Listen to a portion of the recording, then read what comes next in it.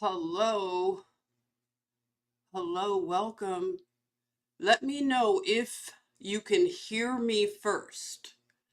Welcome, everybody. Chatmosphere, activate. You knew I was going to come back crazier than before. How's it going out there? Who's here in the chatmosphere? I want to greet a few people, okay? So if anybody is looking at this on a playback, I want to be considerate to playback people too. So I don't want to spend too much time greeting everybody, but let me just say, welcome, welcome, IG. How are you out in Los Angeles? What's going on? Can you see the comment on the screen? Because guess what? I am trying to get used to StreamYard again, okay? I'm a little bit StreamYard illiterate. Juan, welcome. Hello, everybody. We're back together. We got the band back together. Can somebody let me know? Let me jump to the. You can hear me, Marlena Fina. Hey, look, and Karen, our beautiful Harlem Sentinel in the house. Let's give Karen a welcome because she is going to moderate so that we don't have trolls being rude, okay? And yeah, Karen, welcome. Thank you. You can hear me. I'm glad. Okay, Queenie. Hey, Queenie. Welcome since 1967. And we have FG Apothecary Company. I missed you. Oh my goodness. Hello, Beowulf. How you doing out there? Who have I missed? Wait a minute, I'm going through everybody. IG, I said hi to you, right, Hermana? In LA. We got New York. We have, wow, we have Atlanta, Marlena Fina. Oh, but wait, we have to say hello to our good brother, Joseph. Joseph is in Ireland. Yes, it's been a minute. How's it going over there in Ireland? A place that I really want to visit now, okay, Joseph? So we are going to have a nice drink. We're going to have to go to a pub. You're going to have to show me around, get a nice what should I drink when I come over there? Irish stout of some sort, right? What would that be? I don't know. Paint, dance, live. How are you? Hola. Please pray for my sprained wrist. Okay. I'm on a healing pilgrimage. Yes, you are. To Yah's way, Yeshua. Yes, we will pray for you. Please keep our sister in prayer for a sprained wrist. And as a nurse, I'm going to tell you, let your body heal, give it rest. And a lot of times we need to do ice, okay? If you have inflammation, you know ice will work really well. And if you immobilize it a little bit, you might have a little relief there, okay? So that is just my opinion as a nurse, okay? But you will heal up well, and we are praying in agreement that you will be fully restored, okay, sister? Yes, right, Marlena Fina? Okay, so wait, let me get myself cammed on. Hold it, hold it, hold it. Hey, everybody. I didn't realize I hadn't put the cam on. Hello, hello, hello. Okay, I have to look at the camera. See that? It's like I'm camera rusty. How's it going, everybody? Here I am. Can you see me? Is everything good? Because when I haven't done this in a while, how long has it been? I haven't done this in a minute, and so the equipment is just, I'm rusty, okay? I've got to get the rust off. What do you do to clean rust off? Let me know. Hey, Dean. Hello, Dean Sweeney. Welcome. So this first, yeah, the family's back together. Juan, yes, everything's good. Okay, yes, Karen, the family is back together. Thank you. Thank you for protecting our chatmosphere. Welcome if you're new. We love everybody coming in and we share our hospitality, but we do not tolerate or troll the trolls. We don't like that, okay? So no disruption. You can disagree. I welcome disagreement too. If you have another opinion, share it. It's just the way you share it, that's all. So I want to talk about something today, okay? And it's going to be a review of a lot of things that we've gone over. So bear with me also because my connection is a little bit shaky. So it's going to go in and out of stability, just like we do in life, okay? I'm going to get a booster. I have a booster, but I need a stronger booster. Sometimes when you're in little areas, it's the technologies. Maybe I need to look into Elon Musk, his Starlink. I'm not that remote, people. I'm not that remote. Okay, so I want to talk about a few things today. Wait, Beowulf, where are you? Where are you? Beowulf, our sister here, she is doing, I read today on Facebooks that you are, our good sister here, Beth, is doing some renovations. Beth, what are you doing? Put it in the chatmosphere. What are you doing around the house? If you're doing any renovations, share it with me because I'm in that mode also. I am doing wallpapering, painting, scraping things, what else? Grout work. Yeah, my dad taught me how to do that stuff, so I love doing it, and it's like a way to connect. But yeah, Beowulf, you told me you were doing some projects today, and I said, hey, I want you to definitely watch or listen if you can, and I want to do this more regularly. See, so we have Marlena Fina at work.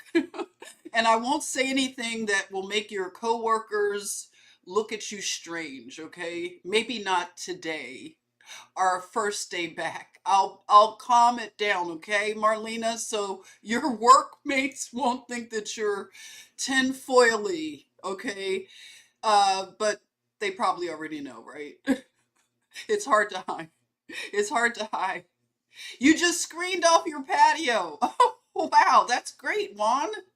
We don't have any real right now topic. I want to talk about something. I have something planned, okay? But I just want to kind of fellowship a little bit, before I jump into it. So Juan just screened off his patio. Wow, that sounds like a really good project. And okay, so Beth is up on a ladder. Be careful, Beth. Beth is saying, hello, I'm up on a ladder, and my name is Beth, by the way, for anyone out there.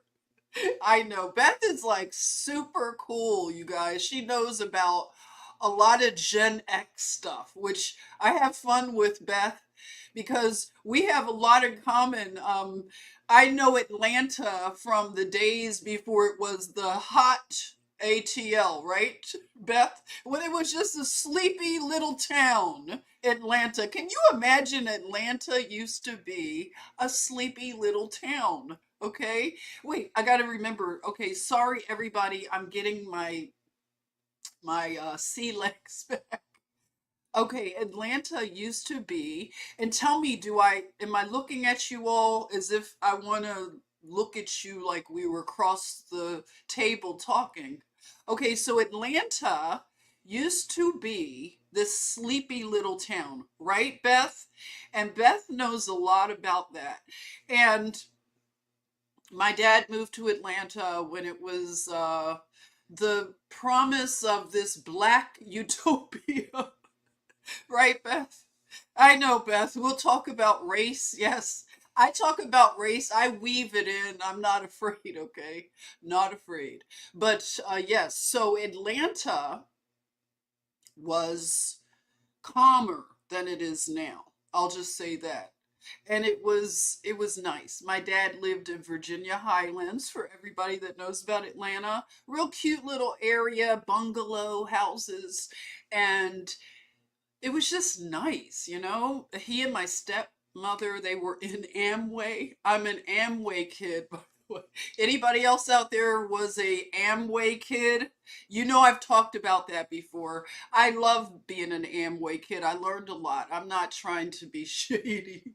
Wait a minute. What is Beth saying? Beth is so cool, super cool.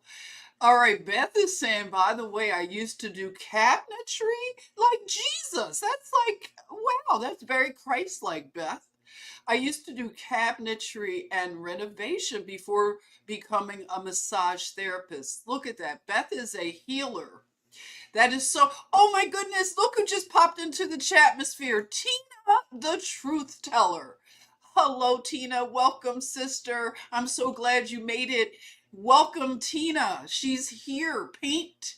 Wait, what are you saying? Paint, dance, live. How you doing? You're here. Left hand typing. Lots of redecorating and outdoor projects to finish. Really? So we're all having similar things. You're probably not spending a lot of time online right now. Are you finding that the online just sector is drying up? Are you noticing that? You're not as interested in some of the things, right? YouTube is a great platform. I love YouTube. I get in trouble. This is my backup channel. Anybody new that has been, you know, noticing some of us popping up on the algorithm, I guess we are again. I haven't abandoned YouTube ever, right? Have I? I've gone over to Rumble, done a little bit over there, but I always manage to keep a YouTube channel, even if it's a backup, right? They can't chase us totally off. But yeah, I'm noticing that what are you saying? Yes, I got delayed a bit. Atlanta's a big odd. Wait, Atlanta is an odd little big town. That's a great way to describe it, Beth. Beth, when you say you got delayed, are you saying in your project or does it sound delayed? Is my transmission okay? I'm going to check with you occasionally because my stable internet thing keeps coming up. So I'm going to do some things to make sure I have stable internet moving forward. Juan says, I enjoy YouTube University. Yes, it is a great university. So it's peer learning, right? And we have experts and authorities and stuff like that. Seabreeze, welcome. Very good to see you. Thank you. Welcome, welcome. I'm getting used to StreamYard again. I'm back to StreamYard. I just can't, I don't know. My learning curve for that OBS, is it? I want to learn that eventually, but I'll work on it. Joseph is saying that Ireland is crazy, but I'm at peace. Good. Is it crazy? I've been, checking out some of the headlines here and there, and I've seen, yeah, a lot is popping off over in Ireland. You'll have to keep us posted on what's going on. We're glad that you're peaceful and you're staying out of the drama over in Ireland. We have lots of drama all over the world. So anyway, back to what I was telling Beth is that, yeah, if you're doing a project like she is, I want to be there for you, right? Your background soundtrack or whatever. So I can come on every now and then at this time. I have to find a time that I can just ease back in, okay? If you have suggestions, you know, I like your suggestions and I will consider them, okay? Now, moving on to the topic at hand, because I did spend a lot of time, even though I said I wanted to be uh, thoughtful for people watching on a restream. Please forgive me. I'm coming back for the first time, right, you guys, in like 2 years or something? It's been a long time. I upload little short things, but I want to get back to long form. You know, I do lots of research and sometimes I need to chat and share it because this is a form of learning, this kind of communication, right? You speak, you listen, you share in this way now, and it helps learning. I need to hear things sometimes and see it. I'm very visual. You might be too. That's why I do the slides and the things, the visual things. So I think I've talked about this a little. Juan said lots to chat about. I know, I'm kind of chatty right now. That was my problem always. My mother said, just too chatty. Remember, I got in trouble in school for being too chatty. Of course, she'd have a microphone one day. Of course, right? And very opinionated. Very opinionated, right? Okay, so let me get back to what I want to talk about. If you can see from the title, I said not to be, not to be, because yesterday I scrolled the headlines and I just captured a couple and I wanted to share them because it goes along with a lot of the stuff that we are now having unveiled to us, right? The veils are thin. Watching you live. Wait, what are you saying, IG? I love your rants. Go for it. I know you guys loved my rants. I used to have a lot of organic rants back in 2020. Remember, I was so mad. I was so mad at the way the authoritarianism, the Nazism, right? Can I say that, YouTube? Can I say that? Okay, I got to get used to editing my speech a little bit. I'm not going to do it too much, but I will play the game to a degree, right? Okay, so yeah, my rants. I tell you, you all make me laugh because you want me to rant like on cue. I can't. I'm not a Hollywood type. I can't rant on cue. But you never know, IG, something might come up because I will not promise you that I won't rant on this live stream. It is very possible, okay? Rome and Persia. Hey, no. Let's see. Did I do the right one? IG said, I'm getting my petty and watching. You're getting a petty? I love it. Tell me your colors and everything. Yes, I'm girly, okay? Don't be mad at me. I want to know what colors you're doing for your petty. I haven't gotten a petty in so long. I love that you're doing that. You're still doing that. I'm so out of the loop with all this stuff. I can't keep up with the being a woman and a modern woman, right? So my nails aren't done. They haven't been done in a long time. Anyway, no thing nessing. I like that. No thing nessing. Welcome.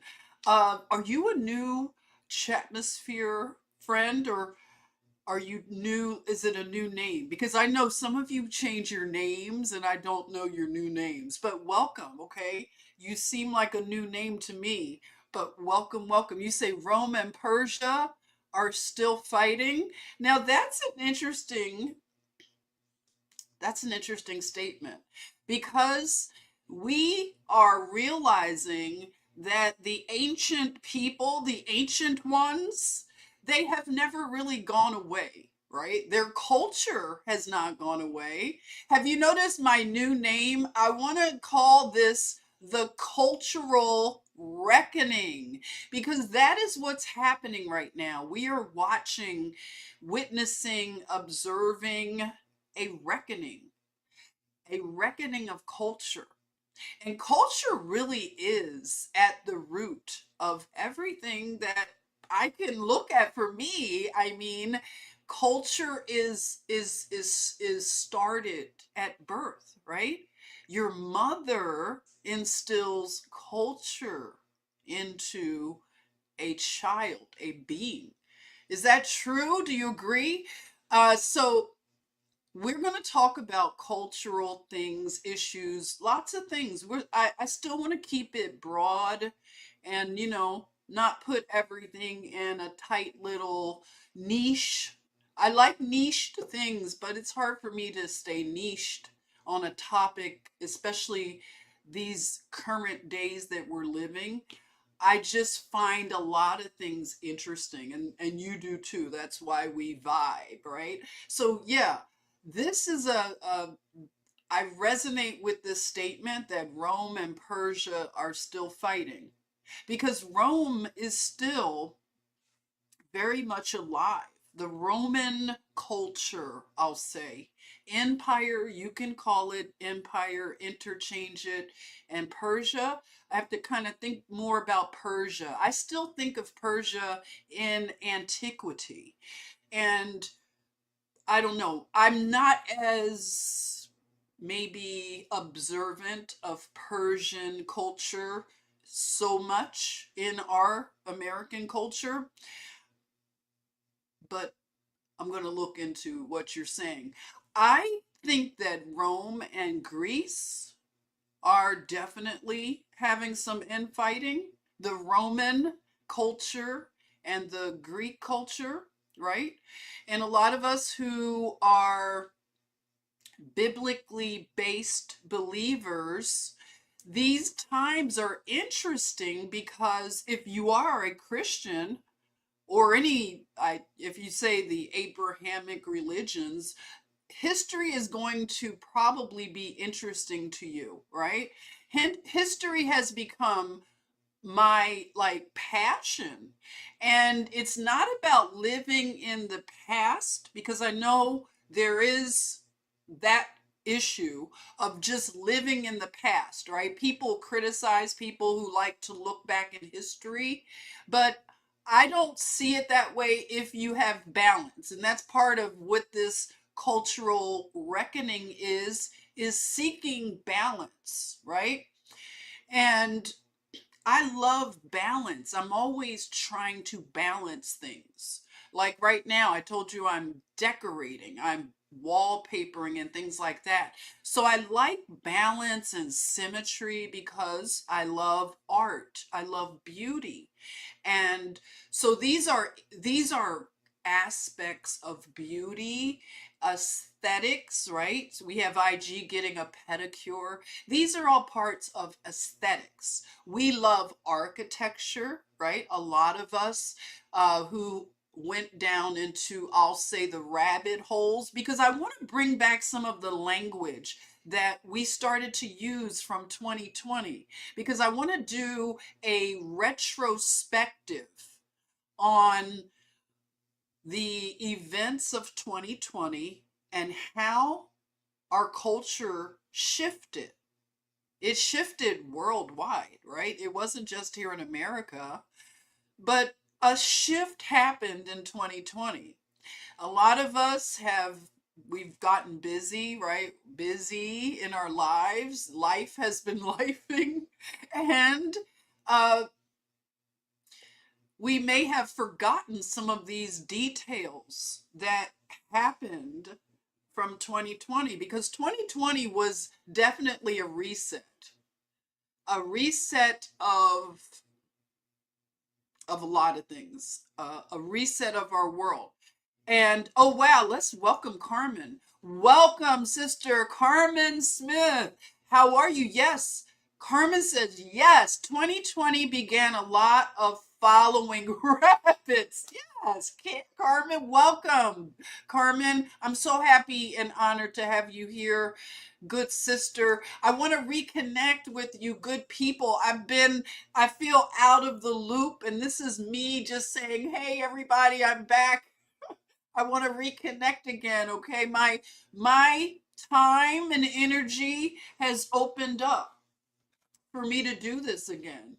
So, yeah, Carmen recognizes that 2020 was like a mile marker in the history of the world, okay? When have we ever experienced such a massive world event? And we did it under this, it was a psyop. I gotta keep remembering to look at you, friends. Is this better? I need somebody to give me some feedback on me just looking at you all and talking to you. I want to know that everything is good. I'm not looking weird like, what? What? What's going on? Huh? Huh? I want to look at you.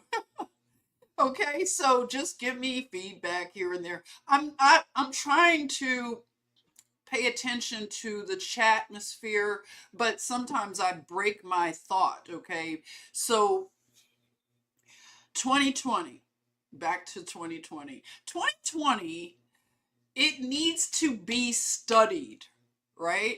It needs to be studied in a way that we are going to have good history, good books. Where are all the authors? Remember, I was asking back in 2020, where are you creatives? Where are you? I know Joseph is a creative. We need the creatives to be activated. We need writers. We need, like, anybody in the arts, painters. We need people who are going to tell the stories, because stories are how we connect. This is how I don't know, storytelling is so important to culture. And we're going to need honest storytellers, because this has all been a truth movement. We use those terms. Like I said, I want to bring back some of the terminology from 2020. So this is going to be a retrospective of sorts. I just want it to be just woven in organically, just we as it comes up. But I don't want to forget what happened to us, because it happened to all of us. I see someone in the chat atmosphere put traumatized. We were traumatized, everyone. And now a lot of us are able to kind of like clear our eyes a little, our ears, just come up out of the rubble, because some of us were left in rubble from 2020. And we have now emerged, and some of us are on the rise. I see it. I'm watching. Some people are on the rise while others are on the descent. They're they're they're they're falling. And I titled this, I'm going to try to be organized with this, okay? Episode 1. Let's just say I'm doing a springboard from this right here.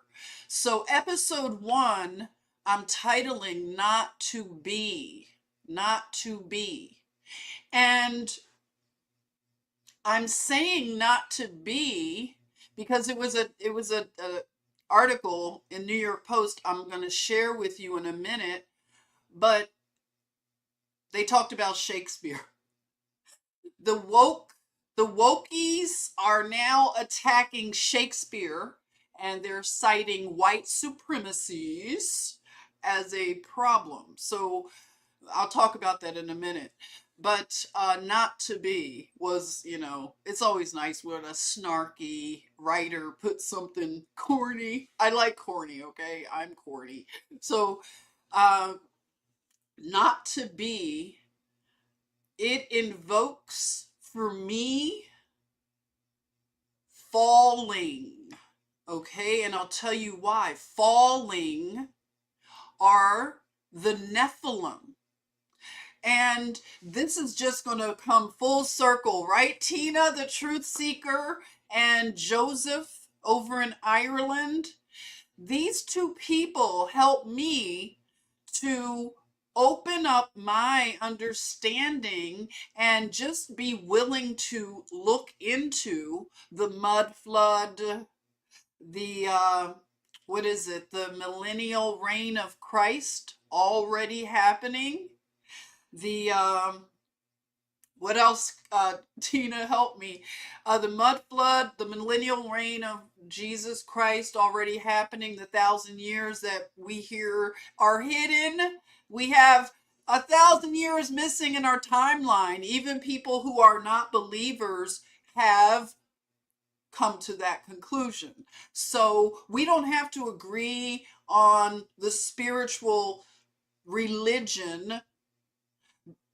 We can look at the concrete objective history as well as we can look at architecture. That's why this thing has become like so, like for me, it was so mind blowing because, we can be la la, out there with our concepts. We like to think about abstract things that you can't prove, but you just feel it. People that talk about, I feel it. It's my feelings, my feelings. You know, Feelings can get you in a lot of trouble. We all know that.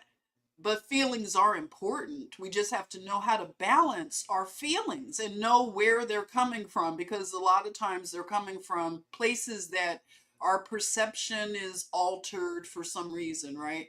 So we can't go by our feelings based on the fact that we can't trust them. Now, objective things are, you can't argue with objective things. Although we have a group of people who are woke up, they're woke, and they think they can argue objective truth, right? You cannot argue with objective truth too long before you lose your mind, right? And we can laugh and joke about this stuff, but it is a root cause analysis that we can look at this almost objectively. Like, I'm a nurse and I do care plans on people. I can do a care plan on our culture. Maybe I'll do that one day, right?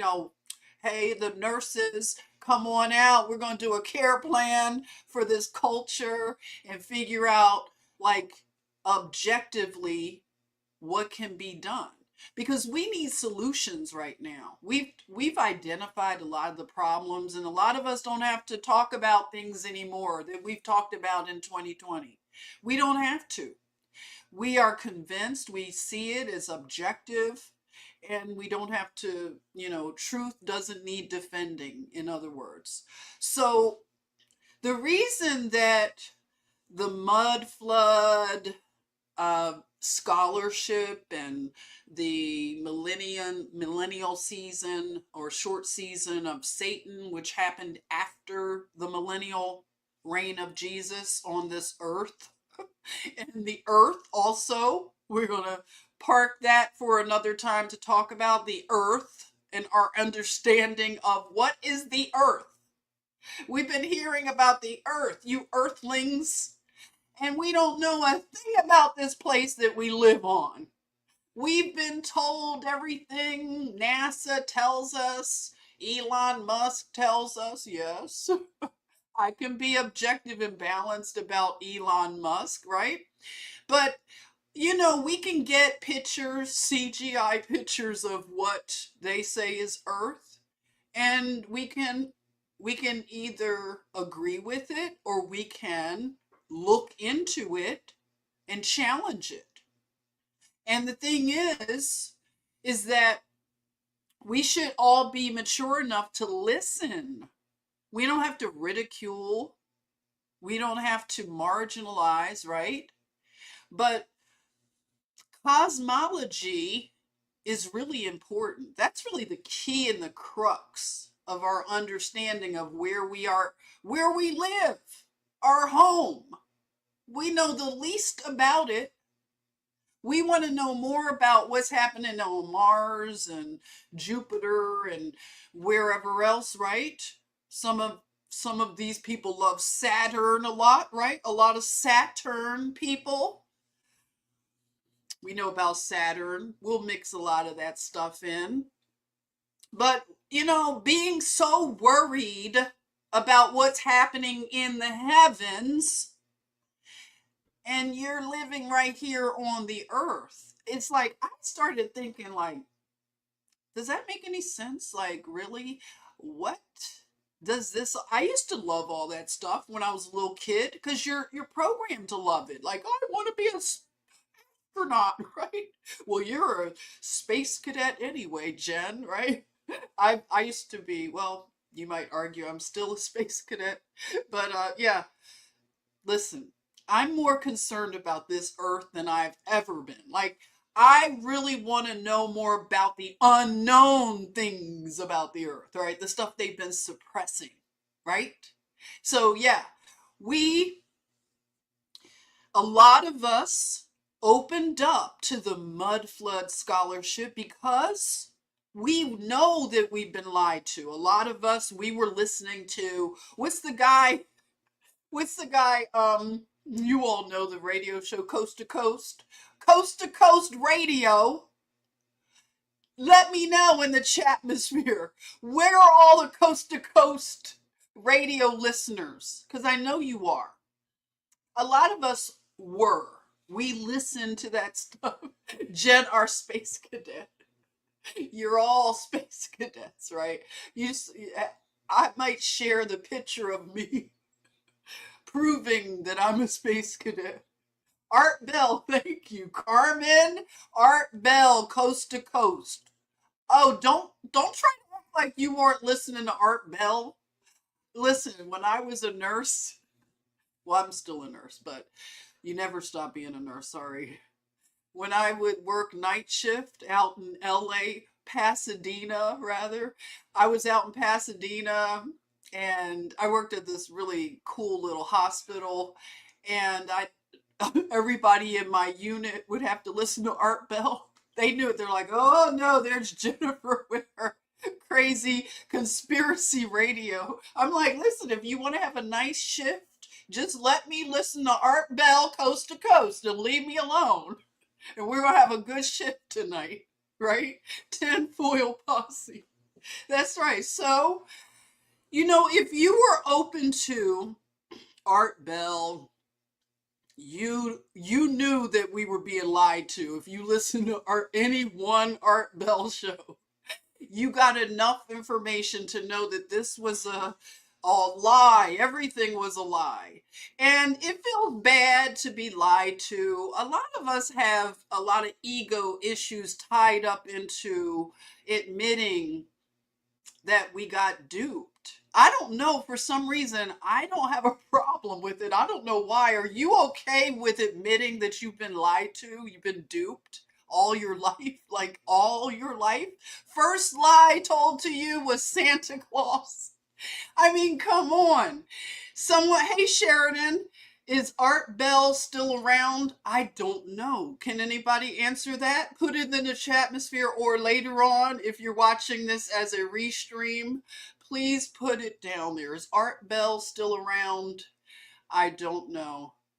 So, IG says, Jen, did you ever find your photo of the Statue of Liberty in flames in New York in 20?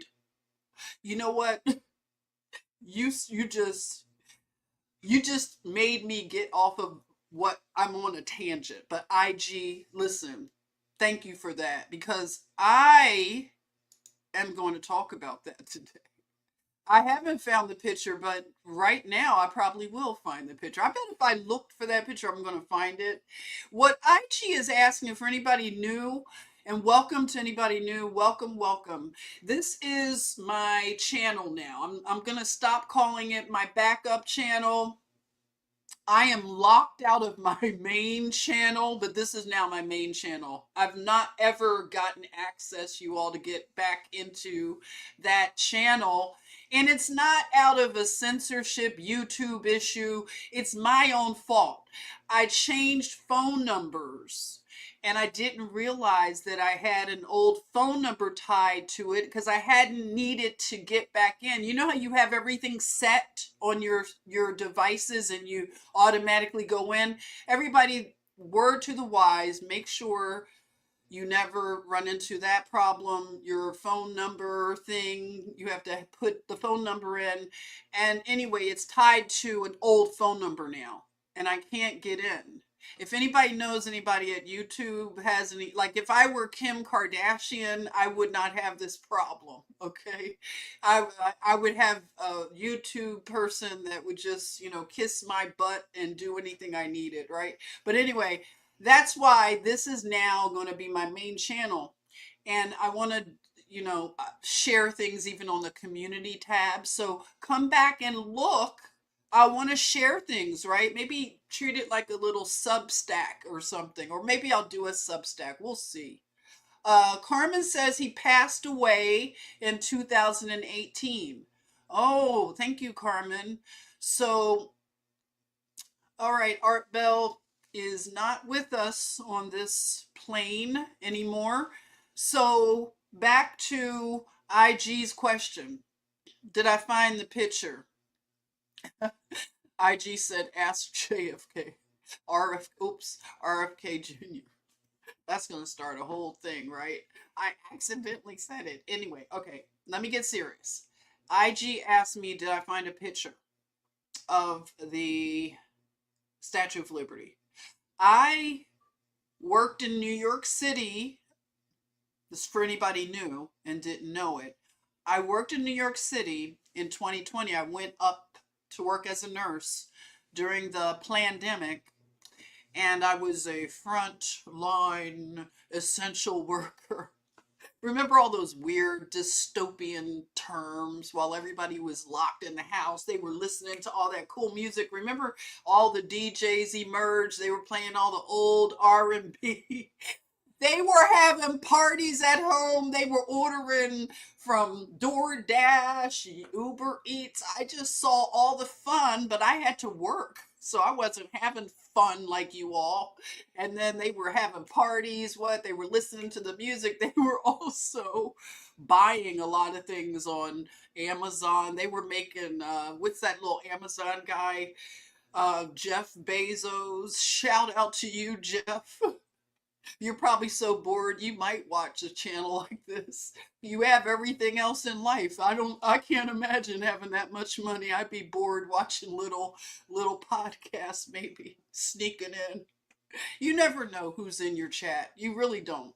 But Jeff Bezos, he thanks you all for buying everything in 2020 and making him so filthy rich that he bought that other yacht, a super yacht. TikTok dances. Yes, the nurses. I wasn't dancing on TikTok. I was exposing. I was exposing. I was the nurse that everybody hated because I didn't want you all to be fearful. The fear was just driving me up a wall. I couldn't stand it. And okay, so I was up in New York City, and there was a picture on my hotel wall of the Statue of Liberty, and it was on fire. It looked like fire. I'm not kidding. And I took a picture of it because I was just stunned. The colors in the picture were all the colors that you think of fire, and it was just all around. So I'm going to look for that. That could be something I do share on the community page and that kind of stuff, stuff like that. So I took that picture for I don't know. I didn't know why at the time. I wasn't like this back then when I first got to New York. I believed what they were telling me. And I loved the Statue of Liberty. I would get, all, you know, nostalgic. I don't know why. You buy into all this stuff, right? You're American. You're a patriot. And when you see the state Statue of Liberty, you've been you've been programmed to just, oh, look at that. You clutch your pearls and you start reciting whatever. It's all fake, in other words, right? And you realize that now from 2020, and some of you are mad as hell because you're like, they lied to me about everything. That can make a person mad. I get it. If you're angry, yes, embrace your anger. You have a right to be angry. We've been lied to about everything, just about everything. So now that we've come out of that sort of realization, and some of us have had to recalibrate our outlook on life, because that can take you could take a hit, right? You're not so sunshiny anymore. You're kind of mad. You kind of have a little slow simmering boil all the time. Do you feel like you have a little boiling, simmering anger, rage, maybe? I don't. I'm totally like unicorns and cupcakes. Is that John? John, welcome. John. John and I, we even did, before I took my little hiatus, John and I did a podcast together, and we did all kinds. John is like me. He's not niched at all, right, John? Whatever hits your fancy, you're going to talk about it. So John has really interesting topics. Drop your channel, John, down in the chatmosphere, please. Welcome, John, in Ohio. Ohio, by the way, boy, I'm just on a tangent. Is that okay, everybody? I had a plan to talk, but this is all part of it. Okay. Ohio is a very important region in America for anybody who is following this body of study. Mud flood, Tartaria, throw it all in there, okay? We'll make a little nice pot of stew. Throw them all in there. But Ohio, with the mounds, right? The mounds. And by the way, John, I have some family, I've told you that live in Cleveland, Ohio. I used to go to Cleveland with my grandparents. So I did a little travel to Ohio. I've been to other parts of Ohio. Ohio's a cool place, right? I like Ohio. It's a real like down to earth kind of place, right? So mounds, yes, Brenda. Brenda, welcome, welcome. Some new names. If you're new here, I want to say welcome. Thank you. Come back, okay? Because I'm back to this stuff. So I'll be back. You come back, okay? So the mounds, yes, the mounds in Cleveland.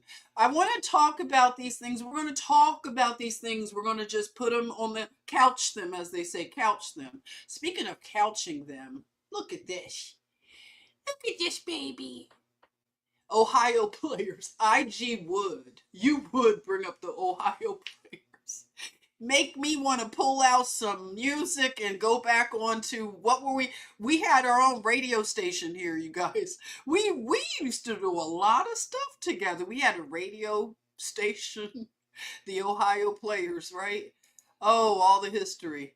He said, I'm in Cleveburg. John, you're in Cleveburg? Oh my God. Eggy, did I say it right? Eggy says Columbus, Ohio is the largest hub for child. What is it? I don't want to say it. You see it, right? In the country. Because they're still sensitive about words.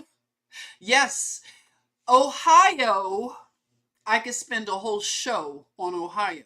Because we would then have to talk about the founder of, what is it? Bed Bath? No, Bath and Body Works Limited, right? Victoria's Secret. What else?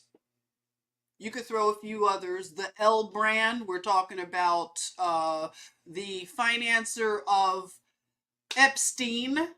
Yeah, that would be Les Wexner of Ohio. Pretty much, I think Ohio might be just his playground. I don't know. Allegedly. Allegedly. But yeah, Ohio has lots of rabbit holes, okay? We can get into them at another time.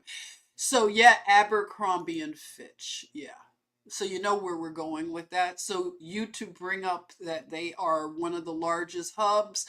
I wonder why. You know, we've noticed a lot of patterns, a lot of coincidences, and that's why we're here today. Because we have observed this since, I'll say, 2016.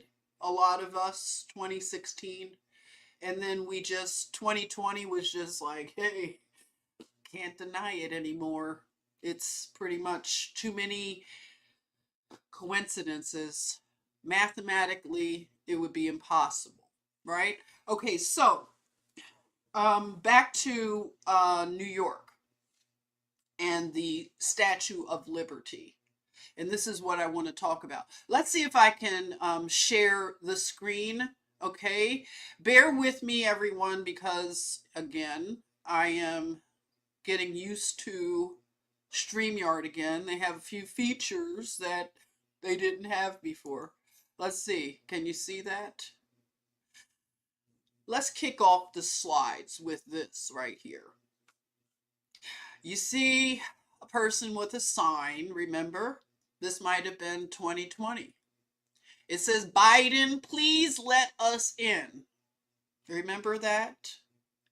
And a lot of us didn't realize that we would be faced with one of the craziest situations of treason, like out and out treason. Everything that you read about with the Civil War. I know all of my good brothers out there that have always been interested in history. I'm a newcomer. I'm a Jane come lately to history. Even though I grew up in Philadelphia, history was forced on me, right? Philadelphians, it was forced on us. We had to go look at Betsy Ross's house, and we had to go see the Liberty Bell. Can you imagine being like over the Liberty Bell? You know how kids are snarky. We're like, oh, we gotta go see the Liberty Bell again. We gotta go to the art museum again. Hey, dude, you've got the art museum here. It looks like Greece. You don't even realize you're running up the steps because of Rocky. Adrian, right? That's all you care about. I'm ranting, everybody. Did you see how easy it was for me to go? That's why you never know. I told you, IG, you would never know. Here I am ranting. I'm going to put it on pause, but you get what I'm saying.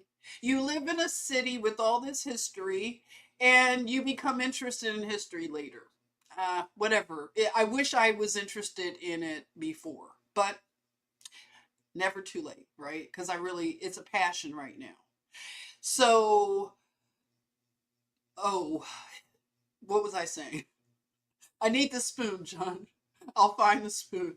Where was I? I was ranting so much I lost my train of thought. Okay, it'll come back. And it's not age. It's not age. Yeah, maybe it is. Ray Love. Hey, Ray Love. Ray Love. Welcome, Ray Love. You said we ran the Rocky Steps in the 80s. I want to use a word begins with an R, but you're not supposed to say it. I'm trying to wean myself off of saying that word. But yeah, I had a whole video on my original YouTube of me running up the Rocky Steps, and I had the music and everything. Cuckoo. But it's just to say that we're living in this Tartarian world. If you grew up in a city like Philadelphia, it's like all around you. You grew up in Ohio, mounds and all this stuff. New York, it's like all this evidence of an advanced civilization. Now we know that we are not living in an advanced civilization.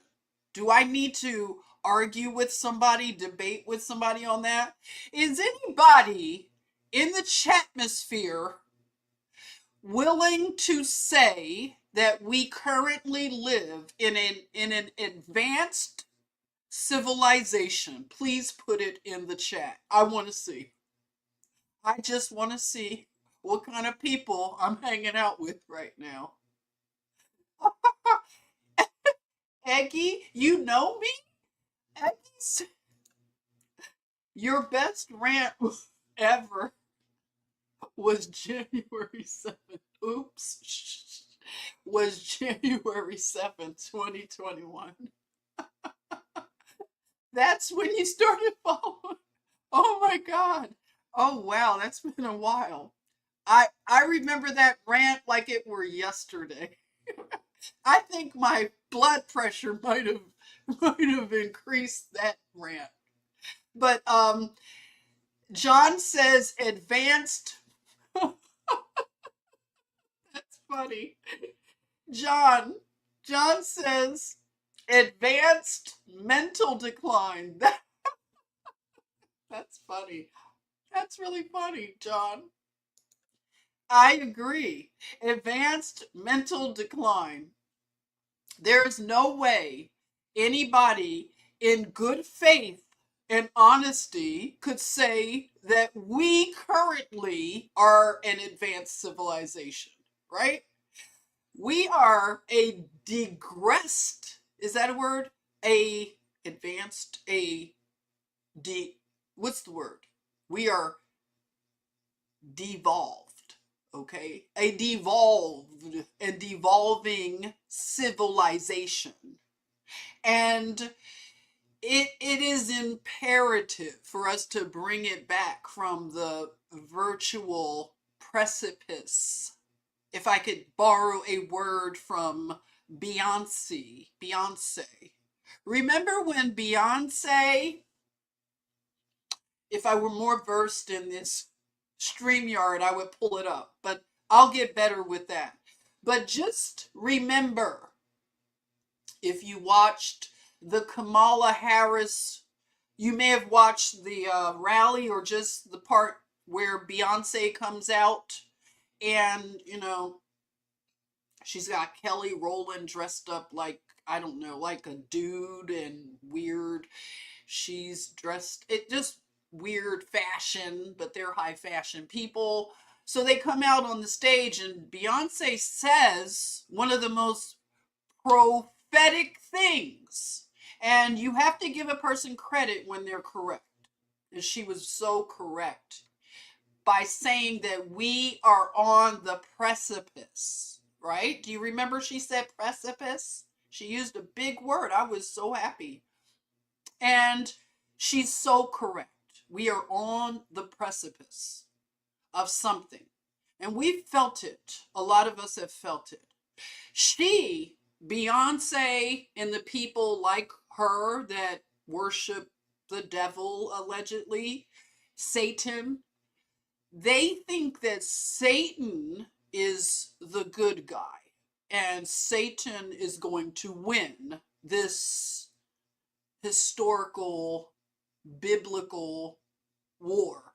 And that's really what we are. Oh, Carmen, are you headed out? You're meeting a friend for lunch. I hope you enjoy that lunch. Thank you. Come back again. Okay? Yes, I'm happy to. Welcome. That's so nice. So, we're on the precipice. And it is very clear now. The delineation, right? That's a word that's really popular right now. I'll talk about the delineation movement that's going on also in our country. But there's a delineation that has started happening where you have globalist, woke, what else?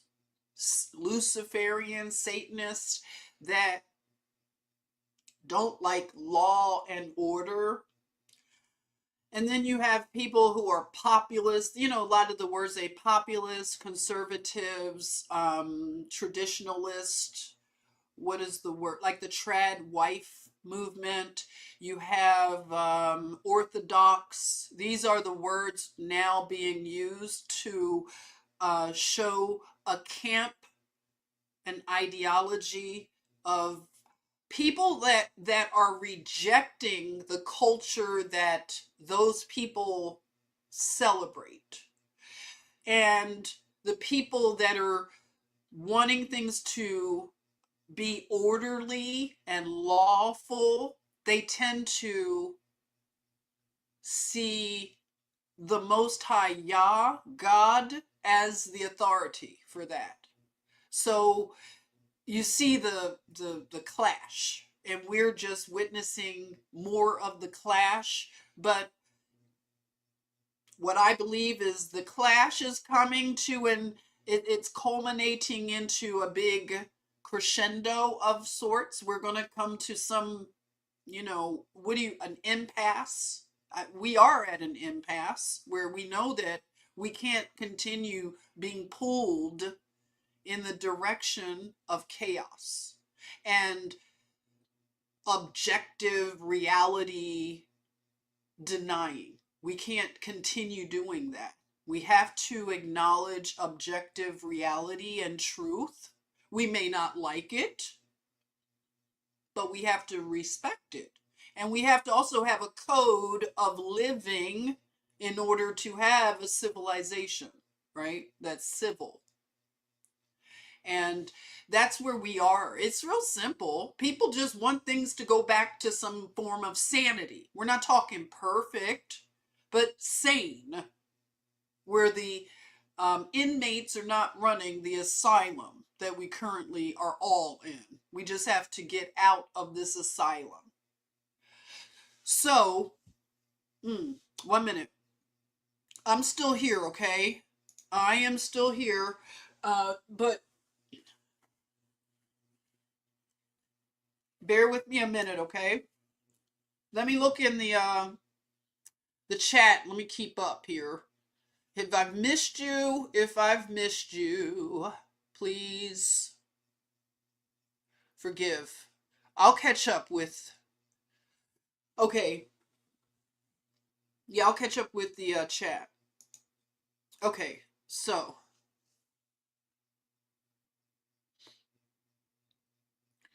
Biden let a lot of people into the country. He flooded our border, southern border, with people from all over the world. They're not just, from one country. They were from all countries. And what I want to talk about, it's uncomfortable, but it goes along with understanding the history of our nation and this reset that we are currently witnessing. And the reset happened back in the 1800s, right? We have had several resets, if you want to say that. We probably have had several big resets, cataclysms that were global, but then we have cataclysms that were local. So not all the world was destroyed in some of these cataclysms. They were just localized. Do you agree? So the 1800s and the 1700s becomes a person of interest, is what I term that period of time, a person of interest. And that's when America was co-opted. It was a coup, a successful coup. But then I had to understand that my understanding of history was just so, it was infantile. I don't think that the Civil War and the way that America was formed as a union to form this nation of different states, it didn't happen the way that we were taught, of course. And things happen in waves. You know, we hear about the fires that happened in Chicago, or Chicago, Mom, or the fires that happened in Atlanta, right? We were told ridiculous stories that now it's just so crazy. The Chicago fire of 18 something, put it in the chat if you know off the top of your head. But the Chicago fire in 1800s, they say a cow kicked over a lantern, right? And started a fire that took down buildings that are Tartarian, we say. 1871. Thank you, LP. Welcome. So we're told that, I mean, ridiculous narrative. Then you have the fire in Atlanta, and you have the underground Atlanta. When my father was alive, we spent a lot of time underground Atlanta, right? And very interesting stories I have to get into. But Atlanta and, you know, all of this state of Georgia has a lot of that Civil War vibe stuff, all of the history all around the cyclorama up in Atlanta, you know, so you learn about the history, the names of places, streets and things like that named after Confederate soldiers and various officers of the Confederacy. And am I right? Confederates, and who were the other people? The Confederates versus, why am I forgetting that? The Confederates versus the Union, okay? And these wars and these skirmishes, wars, battles, it just didn't happen the way they told us all at one time. And the way I'm looking at what's happening now that seems to mirror the 1800s and all the shenanigans that were going on is that I look at what happened in Hawaii with those fires. Oprah, The Rock, tell us what you know, or you probably already told somebody what you know. Anyway, I digress. The fires in Hawaii. It makes me think that the way they took land is they did it in waves, just all over chaotic, different places, not anything that would give the impression that it's all one group really up to all these shenanigans, right?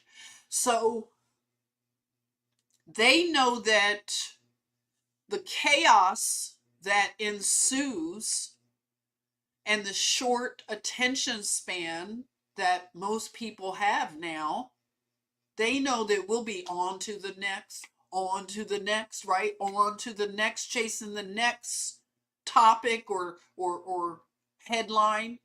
And we can always throw in a Kanye story, have Kanye acting, you know, doing his thing.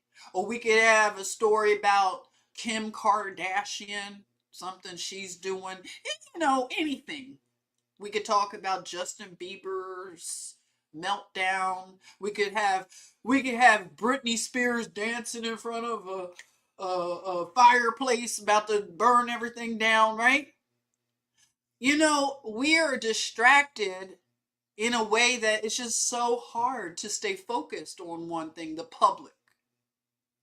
Some of us stay focused, but I'm sure a lot of people have moved on from the fire in Lahaina, right? We're not demanding answers like we were initially. And see, that is what unfortunately is a mark of our modern society. What's the word? It was a book that I wanted to read. What was that book? We're overwhelmed. You know the book. It came out in the 70s, 80s. I'll think of it. But we're overwhelmed by information.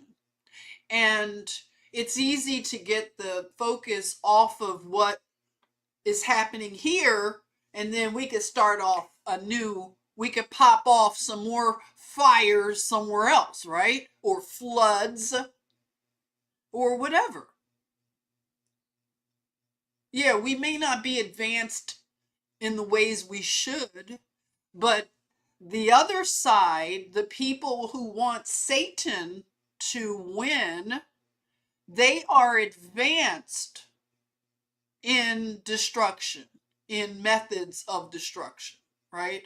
So we can't, discount the stories and call them tinfoil conspiracies about weather manipulation.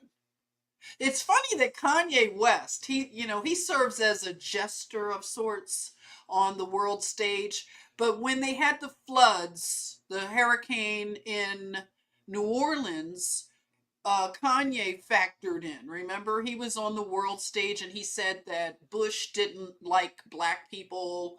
And then a lot of the truthers of those days, they were talking about the levees being pow pow pew pewed, right?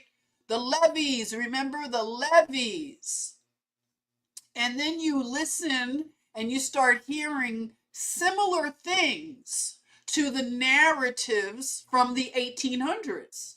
Do you see where I'm going? I am going somewhere with this. So you hear the levees broke, the levees broke. Isn't there a song about the levees breaking?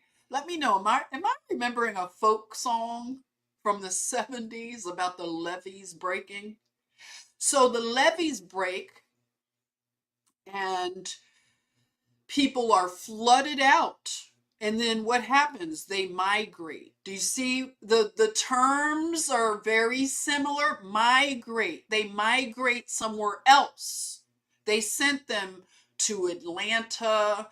They sent the hurricane. Remember, they classified them as refugees, I think, or something like that. Yeah, refugees. You know, a person can be reclassified as something like that, a refugee, just because of a natural disaster, and their status changes instantly. So then they migrate. You can't go back for your stuff, right? You can't turn around and do anything. You are at the mercy of anybody who rescues you. People who are smart enough to have a little boat. Some people always have a boat, okay? That's a little hint that it's always smart to have a little boat. Even if it's something you have to inflate. It's just good to have a boat, right? So when these people had the flood happen, they're at the mercy of rescuers and people who are just mixed in, that have nefarious, reasons for being out there. And then they're at the mercy of FEMA, who didn't respond, and then everybody was the blame game. Remember the meme, and it's like Spider-Man and all the superheroes all pointing at each other. It's like, no, you're the CIA, you're the FBI, no. That's how it was. Everybody, the mayor was blaming the this and the that, and then George Bush was blamed, ultimately. Kanye West kicked that off in a way because he was doing that telethon with the comedian. Remember, who was this guy? The guy looked at him. Kanye was like, George Bush. He looked like he was under MK Ultra. Remember, he was like, George Bush hates black people. And then the comedian was like, yo, Kanye, chill. I'm not with that guy. No, I don't like what he just said. I don't agree, George Bush. Don't don't come and send any Black Hawks, right? So, you know,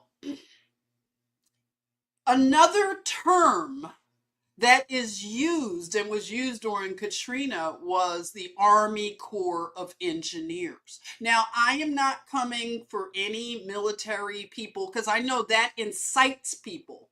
Oh, you can't say anything about the military for some people. We get our patriotism and all this stuff all mixed up in a thing, and we get offended like some people, offense. I was like that to a degree at times, but I'm less offended at things. I really am less offended every day. So, you know, well, where was I? We're talking about the hurricanes, yeah. So Kanye brings up a good point. The Army Corps of Engineers is what I was talking about. So the Army Corps of Engineers, they're on the scene. They have something to do with levees and surveying land, right? Okay, let me know. Am I wrong? Is that what the Army Corps of engineers, if I think of engineers, and anytime you have levees and things like that, um, they're mentioned. When you talk about the Civil War and things that were happening, all the generals and the names of the different people, in those narratives, I hear about the Army Corps of Engineers a lot. And I'm wondering what's up with that. Because the Civil War, to me, was now I see a repeat of people who are not loyal to their nation. These are disloyal people. They're treasonous.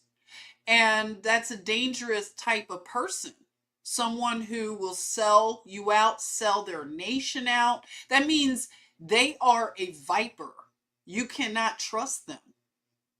They will sell their mother if they have to. Have you heard of stories like this? This is not far-fetched. There are people who have no loyalty for anyone, nothing. Not a nation. They are not even loyal to themselves. So it's nothing for them to sell their nation out for some money, for some graft, for some shekels. And this is what was happening back in the 1800s. You had people coming through the borders, right? We had a lot of the wars going on in South America, Central America, right? We had lots of weird wars going on at this time, different places. It wasn't just one war. It was different battles and skirmishes, right? It was just all happening during that time because land was being stolen. Okay? I see it now. I see it now, and I see how it's been muddied. The water has been muddied with the narratives of, oh, the Native Americans and listen, don't get me started on that, but we've been lied to about everything. So they flooded the United States. We weren't United States, right? Remember, it was just land belonging to different people groups. And they had their own form of government. Buildings were already here. Wink, wink, hint, hint. The buildings were already here. They give us these pictures that are painted of teepees and all this primitive looking stuff. And what it does is it throws your vision off. And when a people don't have vision, they're lost. So your vision, I had to think about this. My vision is thinking of primitive people, primitivity. Is that a word? Primitive houses, little huts, little cabins, little teepees, right? But then you see in the 1800s, we had all this beautiful architecture. So what's going on? Where's the truth here? And who is lying? Because my vision is of primitive, um, of clearing lands that are just cleared, right? No buildings. They were all built in the 1800s, right? So it's just all this pasture land. They even have pictures of pasture lands. I think we did have more pasture lands, but we also had these Tartarian buildings. So what's up with that, right? So we have evidence that somebody very advanced was here. And that's what we're going to get to the bottom of. Who was this advanced group of people that built the art museum? Because we don't believe Wikipedia and all the, we just don't believe it anymore. It's ridiculous. It's an insult. Oh, this is going to be a long stream. Look at that. I'm at an hour 20. Should I wrap it up now? I'll wrap it up in a little bit, okay? Maybe I'll go 10 more minutes, everybody, because I want to come back again. I want to make it a habit, a new habit. Okay, so staying on track for the topic, I brought up Nephilim, right? And Nephilim, the very essence of Nephilim is a fallen being. That if you look up Nephilim right now, it says that one who has fallen.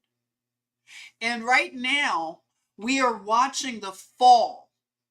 And of course, you're going to have people that are telling you that the Nephilim are going to come forth again. They're already out, they're in different places being seen. They're going to come up out of the underground, and they're making people scared of maybe seeing Nephilim giants, roaming the earth again, like we read about the Nephilim of Genesis, right? Genesis 6.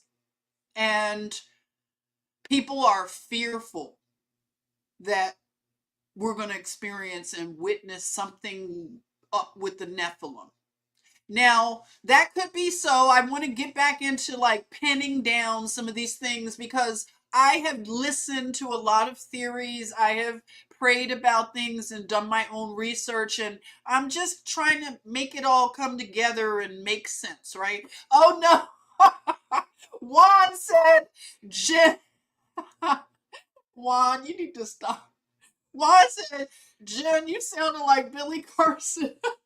No, I rebuke it. I do not want to sound like Billy Carson. Sorry for anybody who rocks with Billy Carson. I used to kind of rock with Billy Carson. No, I don't want to sound like Billy Carson. Did you see how... Now you're making me go off on another tangent. Blame Juan, everybody. Okay, Billy Carson, everybody. And Billy, don't come up in here, start nothing with me, boy. But Billy Carson got his butt handed to him by a Christian. And when I say this man is one of the most humble, I forget his name. Does anybody have the name of that Christian man who I'm talking? He gave Billy the business when it comes to scholarship. Whoa. So this man is humble, not haughty with his knowledge, but he came with receipts on Billy that just, Billy is done. You talk about a fall. But I know Billy talks about Nephilim. It became a thing, it was like the Nephilim, real popular stuff to talk about. And then, the mud flood people, the short season of Satan, anybody who reads the book of Enoch, you're going to talk about Nephilim, right? So we never talked about Nephilim before. I grew up in the church. Nobody talked about Nephilim. They talked about demons and stuff, but not Nephilim so much. So, so the Nephilim, like I said, their name means fallen ones. And the reason being is that this is an ideology. Okay, I want to simplify it for the sake of time because I'm not trying to make this too long. But the Nephilim, if you remember when we talked about the Epic of Gilgamesh, and we talked about Gilgamesh, and basically he was on a quest for fame. Fame is at the crux of this, wanting to take fame away from the Most High Yah, wanting to have renown, wanting to have a name that is eternal. Do you agree with me? Having a name that is eternal throughout the eons. A name, when I say eternal, do we really have a grasp on what that means to be eternal? To be one of the immortals. That is so heavy. It is so heavy. And Gilgamesh set out on a journey to obtain immortality. Oh, Tina, are you leaving? Bye, Tina. I'll finish later. Okay, good. I'm so glad you came by. Love you, sister. Have a good day. So, back to this Nephilim. This is the Nephilim vibe. And I'll continue to repeat this because with repetition, we're going to understand what is at play. And it'll make sense in our culture. Is that a Nephilim energy and vibe is about fame. It's about obtaining immortality. And it is about obtaining knowledge, okay, illegally. And that's really it. It's nothing wrong with wanting knowledge, because I know that there is a aspect of Christianity that fears knowledge. All knowledge is like, no, we just have to listen to pastor, listen to bishop, listen to papa, whatever, pope, name your dude, but you don't want to question that person. The authority is in the person, and the authority is not in God. So people want to obtain what is illegal. It is the way in which it's done. Nothing is wrong with knowledge. And that's what a lot of the secret societies are all about, is getting knowledge illegally. They want to do it outside of God. They don't like God. This is a rebellion against God. Okay? And they want to obtain the things that God has without him. It's so bizarre. They want immortality, but they don't want it according to God, the author of life. Can you imagine? You want to go outside of the author of life, the very author. And they want knowledge of things that will bring them material wealth, fame, power. What else? Sex, addictions, various degradations, degeneracies.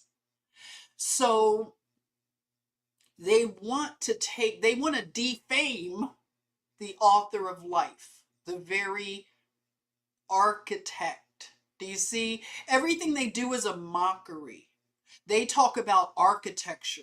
They have the architect in their symbology. They think that Lucifer, Satan, is the great architect.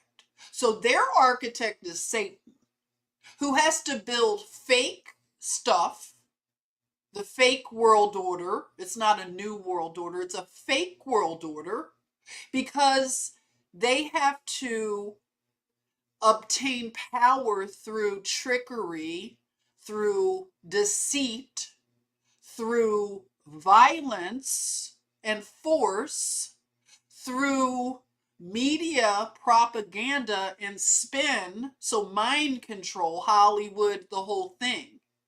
So in order for Satan's kingdom to be looked at in any good way, fake light, he is a light bearer, but he is the false light.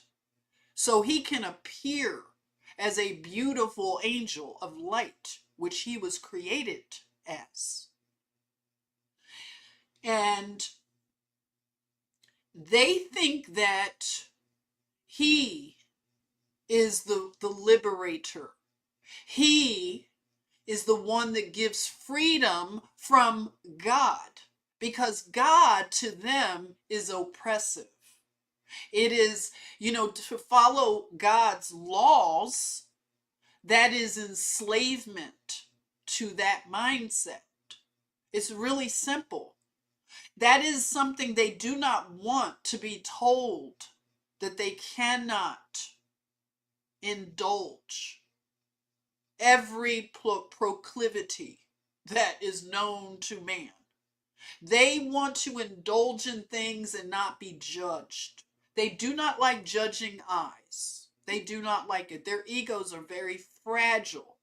So as they are committing a lot of their degeneracy, they don't want prying eyes, a lot of them. And these are the people who have gotten caught up through deception. Now, there are some people who really know, and they know what they're doing. They really understand it. They really have made the hard decision to go and rock with Lucifer, Satan, the devil, as he is known. They get down with him. So they know it in their heart. They have been given over to a reprobate mind, a woke mind virus. So to them, they love the rebellion, open rebellion against the Most High Yah. And they'll stand 10 toes down in their rebellion. But there are some that need to be pulled back from the destruction.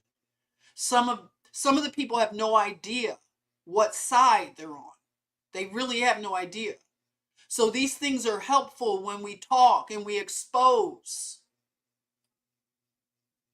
because it may be one thing they hear shakes them awake, like we were shaken awake, right? So we have to keep speaking to this culture. So this open rebellion against God, this is a Nephilim agenda.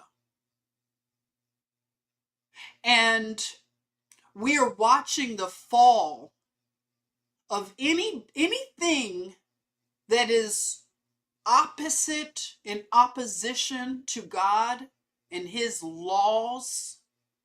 Everything in opposition is going to fall.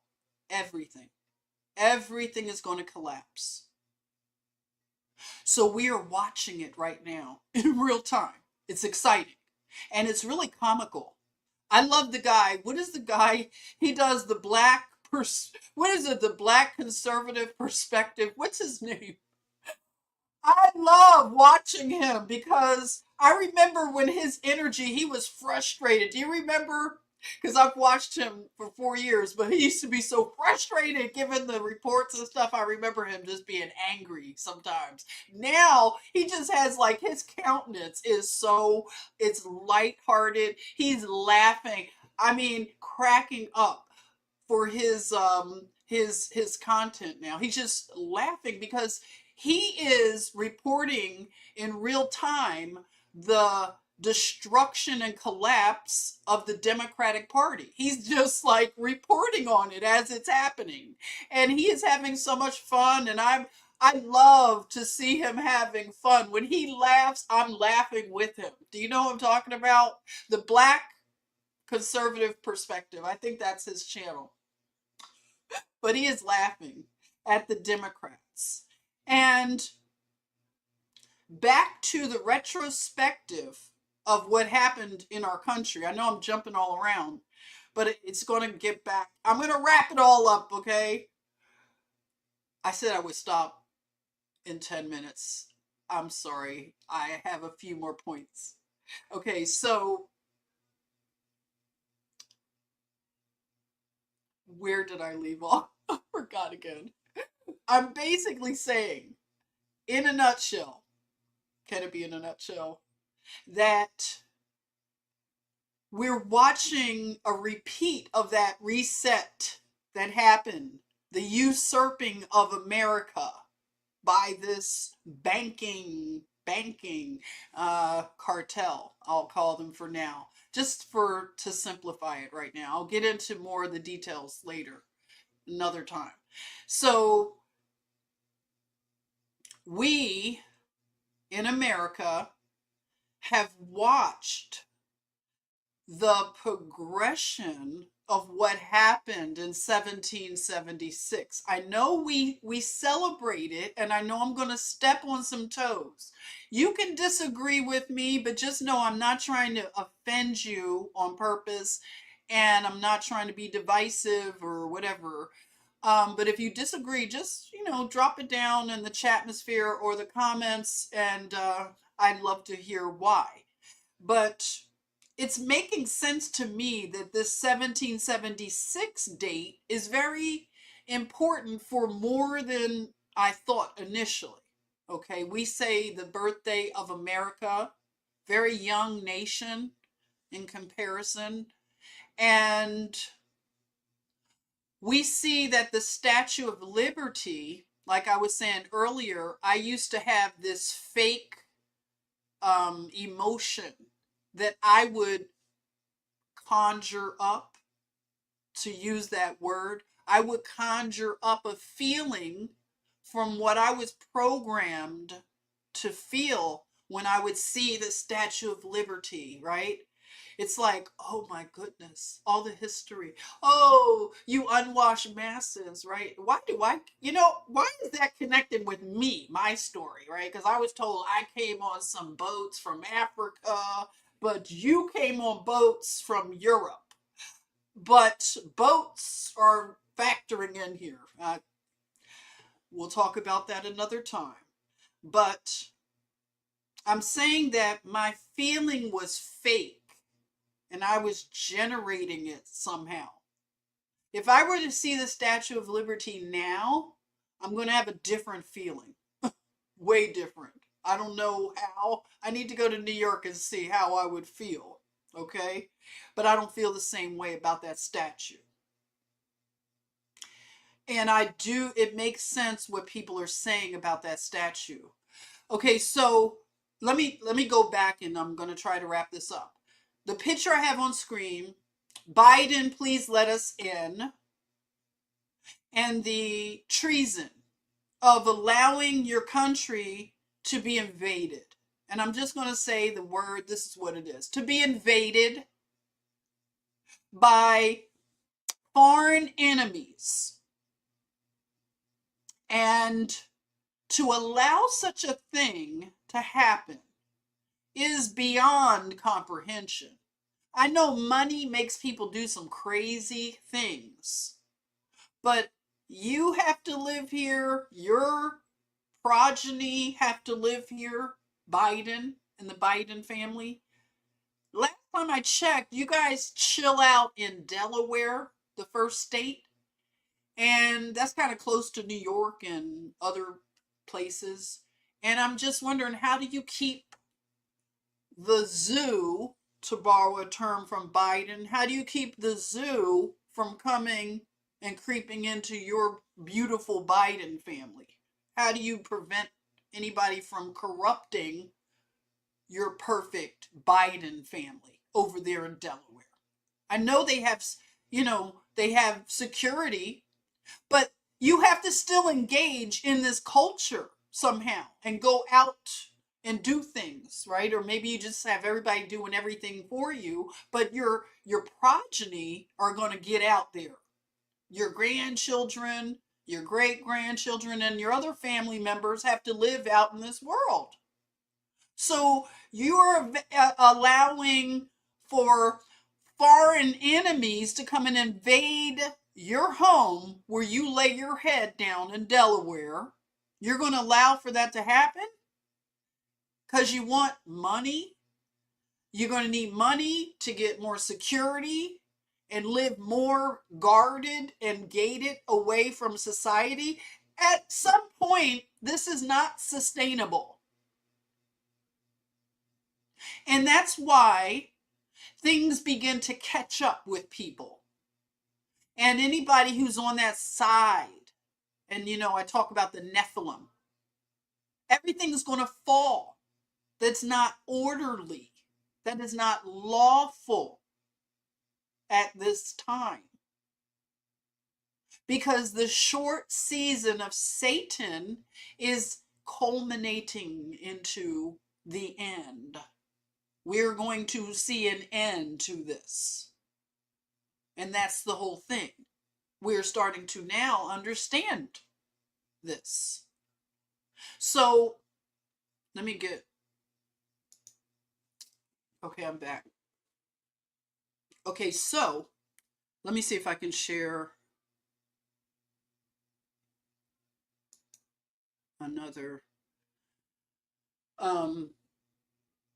So, yesterday I saw in the New York Post that this man in France, let me see if I see his name. It's not showing me. Oh, wait a minute. My next slide. So, bear with me. Getting used to it again, like I told you all. Getting used to the StreamYard stuff again. Okay, can you see this right here? This guy.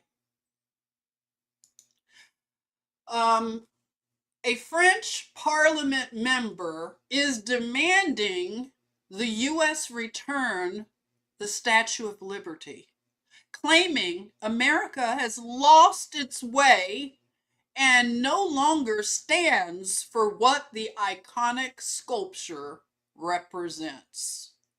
Can you imagine the nerve, the sheer audacity? A French parliament dude, he is asking that we return the Statue of Liberty because we've lost our way and we do not stand for what she stands for. So maybe this is a good thing, everybody. So wait a minute. Hold it. Hold it, hold it. Am I realizing something right now? Maybe that's a good thing if we're not representing it. Maybe that is showing that there is a precipice that we have. Maybe that shows a turning, right? Take it. Take it. Do you all care? Do you all care? Take the Statue of Liberty. Take it apart in pieces. I don't care. Take it back to France. Would you guys care? I don't. I would love it. I would celebrate because I do believe the people who have identified the Statue of Liberty as being, okay, if you've never heard this concept, anybody, if you're new to it, this is the short season of Satan information. Is that the Statue of Liberty is really Satan represented as the chains on the feet being broken, meaning that this is when Satan was released from prison. Can you imagine, like, just picture Satan as like a gangbanger, okay? The ultimate gangbanger. I mean, he's got tattoos on his face. He's not pretty anymore, right? When he fell, he said, tat me all the way up. Face, ears, tattoo my inside my mouth, my eyeballs, right? Have you seen people, they tattoo their eyeballs? Can you imagine? Satan is like the ultimate rebel. So he gets out of prison. Can you imagine letting somebody like that out of prison? But we don't question the Most High Yah. It's for a reason, right? So after the millennial kingdom, 1,000 years, when things were lawful and orderly, so Satan gets out of prison. And can you imagine the mayhem that a person, I'm going to say person like him, would unleash?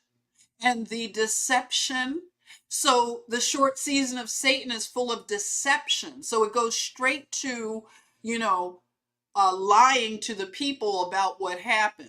Because we have had cataclysms. Some people think that when Satan was released from prison, that there was a cataclysm that happened, a mud flood happened. Like at that moment, it was very dramatic, him getting out of prison. I don't know. Let me know what you think. It's interesting. So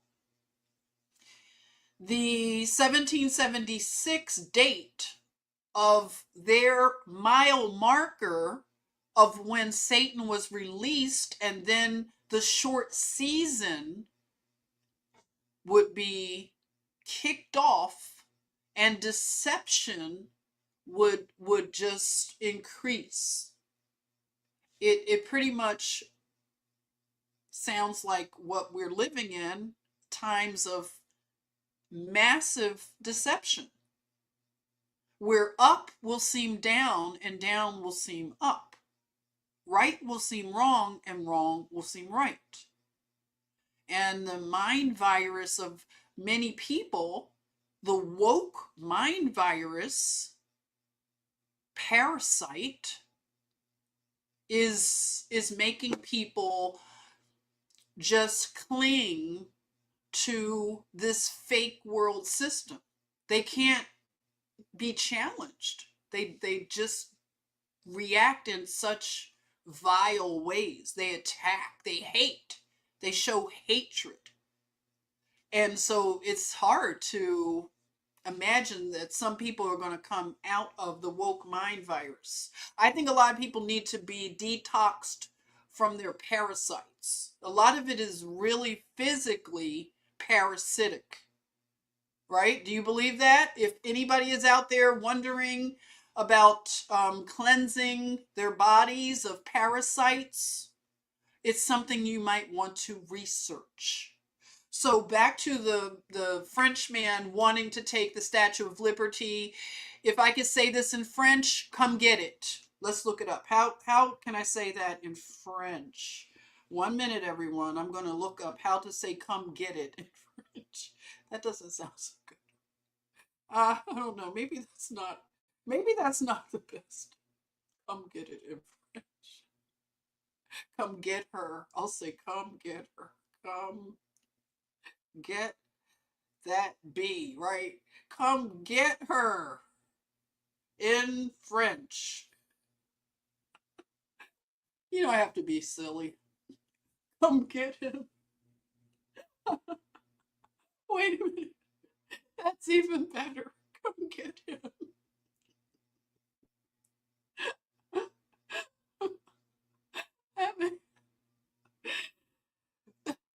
Okay, to all my French-speaking people, I'm gonna apologize in advance because I know I'm not gonna say this right. I don't have a French je ne sais quoi. Okay. to the French parliamentary dude, Venez le chercheur. Venez le chercheur. Venez le chercheur. Come get him. Get him up out of here, okay? Because he's Satan. We believe he's Satan. You could call us all kinds of tinfoil conspiracy theories. That's Satan, and we want him out of here. Not today, Satan. Go back to France, where you belong. Okay? All right. Let me get serious again. All right. So Venez le chercheur. We want the Statue of Liberty to go back to France. Are we in agreement, Chatmosphere? We ain't gonna miss her. Do you want her over in Ireland, Joseph? Do you want her there? I know Joseph said Ireland is crazy. They don't need no more, right? You're all full, right? Over in Ireland. I think France needs her. Sorry, French people. I have a nice French person who listens. Probably won't want to listen anymore. It's not about you, it's the leadership. Just like any other country. It's not the regular schmegulars, it's them. That's why we can't have nice things. We got to get them up out of here. So we can just all have a nice life, right? Just leave us alone. Okay, so that was something. And then there was another thing. Hold it. There was another thing. Remember I told you they're mad at Shakespeare. They say that this was in the New York Post, and it says not to be decolonizing Shakespeare. They want to decolonize Shakespeare. Experts blame white supremacy for playwright's fame as hometown museum vows change. So, Shakespeare is now being viewed as a racist, a sexist, and a homophobe. All right? So, not to be. Shakespeare is not to be. And that is what is happening with woke culture. They want to cannibalize everything, make everything ugly, boring, and dystopian. They are not happy people. They're not beautiful people. They're not lovely. They're not fun to be around. They're not funny and witty. They're just dark, gloomy, killjoys, rain on the parade. So anyway, you said Francis Bacon? Yeah, there you are. A lot of people believe that Francis Bacon was the real writer behind Shakespeare, and that was a pen name. And I've even heard that Shakespeare was a collaboration of a few writers, right? So possibly. So yeah, so we're at that point where now Shakespeare is being called racist. So there you are. Now, Seabreeze, what's up? You said, was Shakespeare even a thing? Yeah, there you are. That's a good question. So let me, I want to play something right now. 1 minute. How's everybody doing? Thanks for joining. Bear with me and let me know, is everything sounding good, looking good? I may have to turn the sound off for this. I don't know if Reuters would be mad at me playing this, but it's mainly I want you to see. More than 200 alleged Venezuelan gang members arrived in El Salvador on Sunday after being deported from the U.S., the Salvadoran president said. Video released by the El Salvador government shows them being taken to the Terrorism Confinement Center, a mega prison that can hold up to 40,000 inmates. U.S. President Donald Trump invoked the 1798 Alien Enemies Act on Friday to rapidly deport the alleged members. A day later, a federal judge blocked the application of the law for 14 days, saying the statute refers to, quote, hostile acts perpetrated by another country that are commensurate to war. The Trump administration has appealed the ruling. Venezuelan President Nicolas Maduro's government said it rejected the use of the anachronistic U.S. law to deport alleged gang members, saying it violated migrants' rights. The deported are allegedly part of Tren Aragua, a criminal organization that's been linked to kidnapping, extortion, organized crime, and contract killings. So they shave their heads bald. In today's complex operating environment, filled with geopolitical uncertainty, increasing competitive pressure, and regulatory demands, corporate leaders face an urgent need to streamline business execution. So let me get back on the screen. Am I back?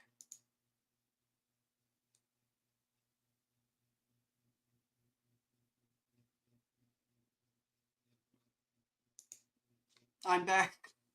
Look at me. I'm getting used to the buttons again. All right, this is stock film. Did you say this is stock film? Which one is stock film? Let me know.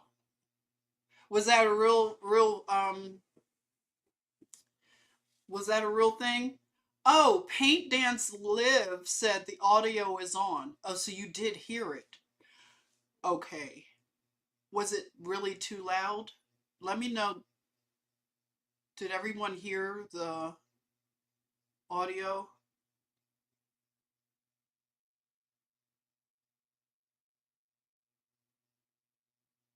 You've seen similar things? Seabree said, I heard they were flown out during the night. Oh, yeah. It was louder than me. I thought that the sound was off. I have to get used to sharing things again. StreamYard, for anybody that's new, I'm getting used to it again. So that shows some very dangerous people who were in our country. And I'm sure, you know, a lot of them are still here. It is old film. Oh, that's what KLC Inspired says. It is old film. The prisoners being moved through prison area. Yes, audio is fine. Okay, good. Thank you. So that's old film. Okay. So the people that came into the nation, a lot of men of military age, it is obvious when I started seeing all the men filing off of the buses and planes and trains and all the things they were in coming here, they were all young, military age men, right? Mainly. So when I think about the Civil War, going back to the 1700s, going back to the 1800s, all the skirmishes, wars, and battles in the birth of America, it sounds very similar. We had a lot of foreign enemies in America at the inception. Because the history of America, we need to re-evaluate it. We need to rethink it. Because it's not true. I just look at, when I listen to a lot of it, I'm just laughing. I'm laughing at it now. A lot of the scenarios and narratives make no sense. It's impossible. But we were under such delusions because we're in the short season of Satan. Duh. It's like the deception is at an all-time high. So basically, we're watching the same type of treason that the Biden family and the Democrats, these were the Dixiecrats of those times who were stirring up and fomenting division against brother, the racial stuff.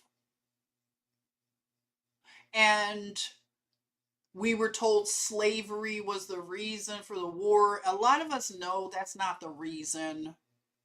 There's no way slavery was the reason for the Civil War. No, we know it's a banking situation. It's a lot of things, but slavery factored into it, not in the way that we were told. And it's not the kind of slavery that we see Hollywood portray. Again, it's the same way that my mind will envision primitive people in America. I will envision tents and teepees and cabins. When I think of the 1800s, 1700 colonial America, because they taught us that. They put us on a wrong timeline. And they took our vision from us. So we couldn't even envision the past. When we think of biblical days, we think of all those pictures that are in our Bible translations of these biblical primitive people.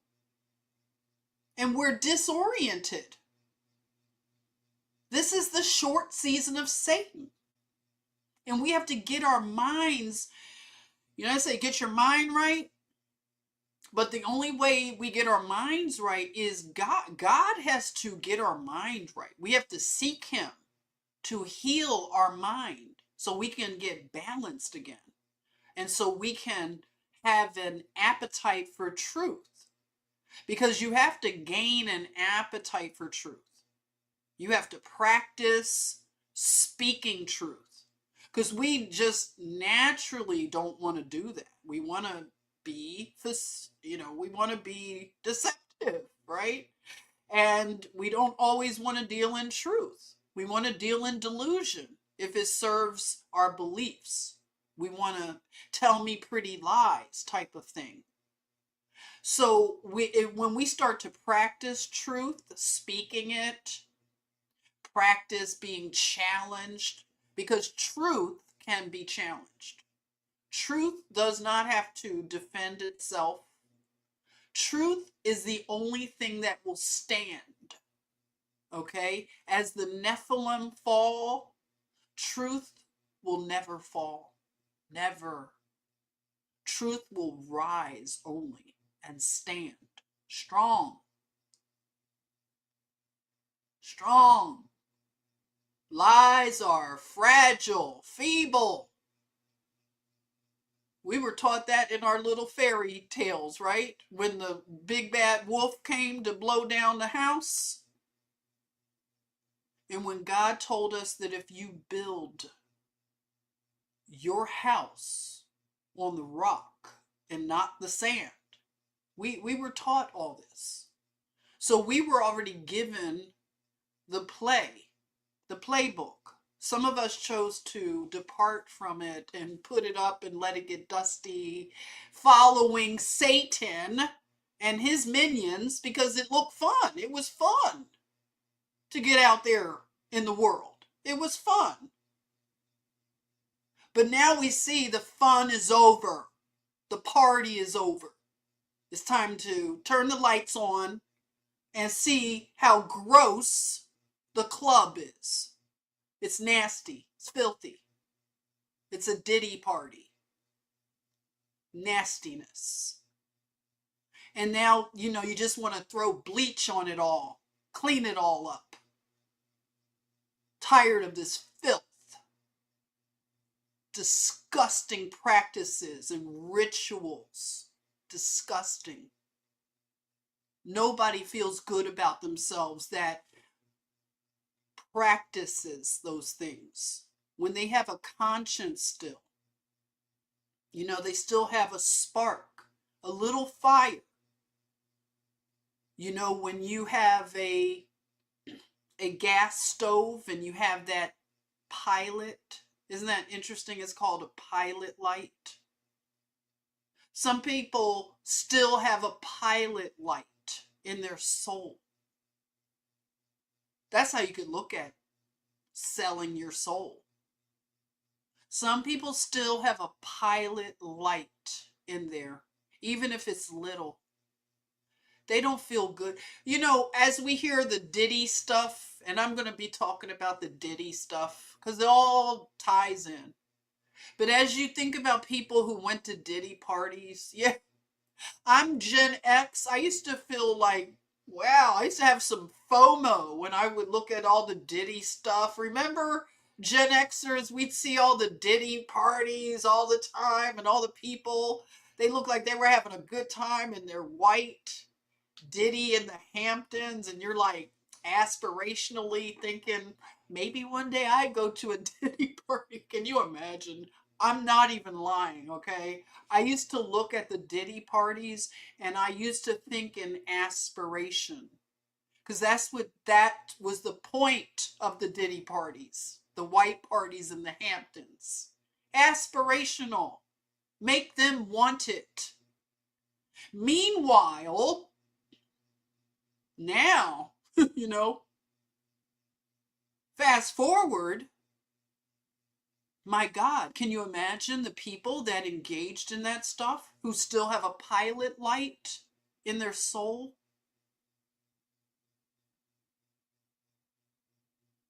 Imagine that.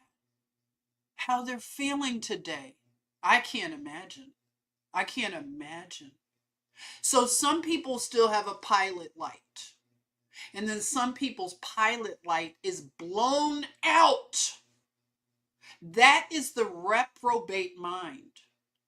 To not have a pilot light anymore. Ain't no fire being sparked in that soul. That is a soul that is in dire danger.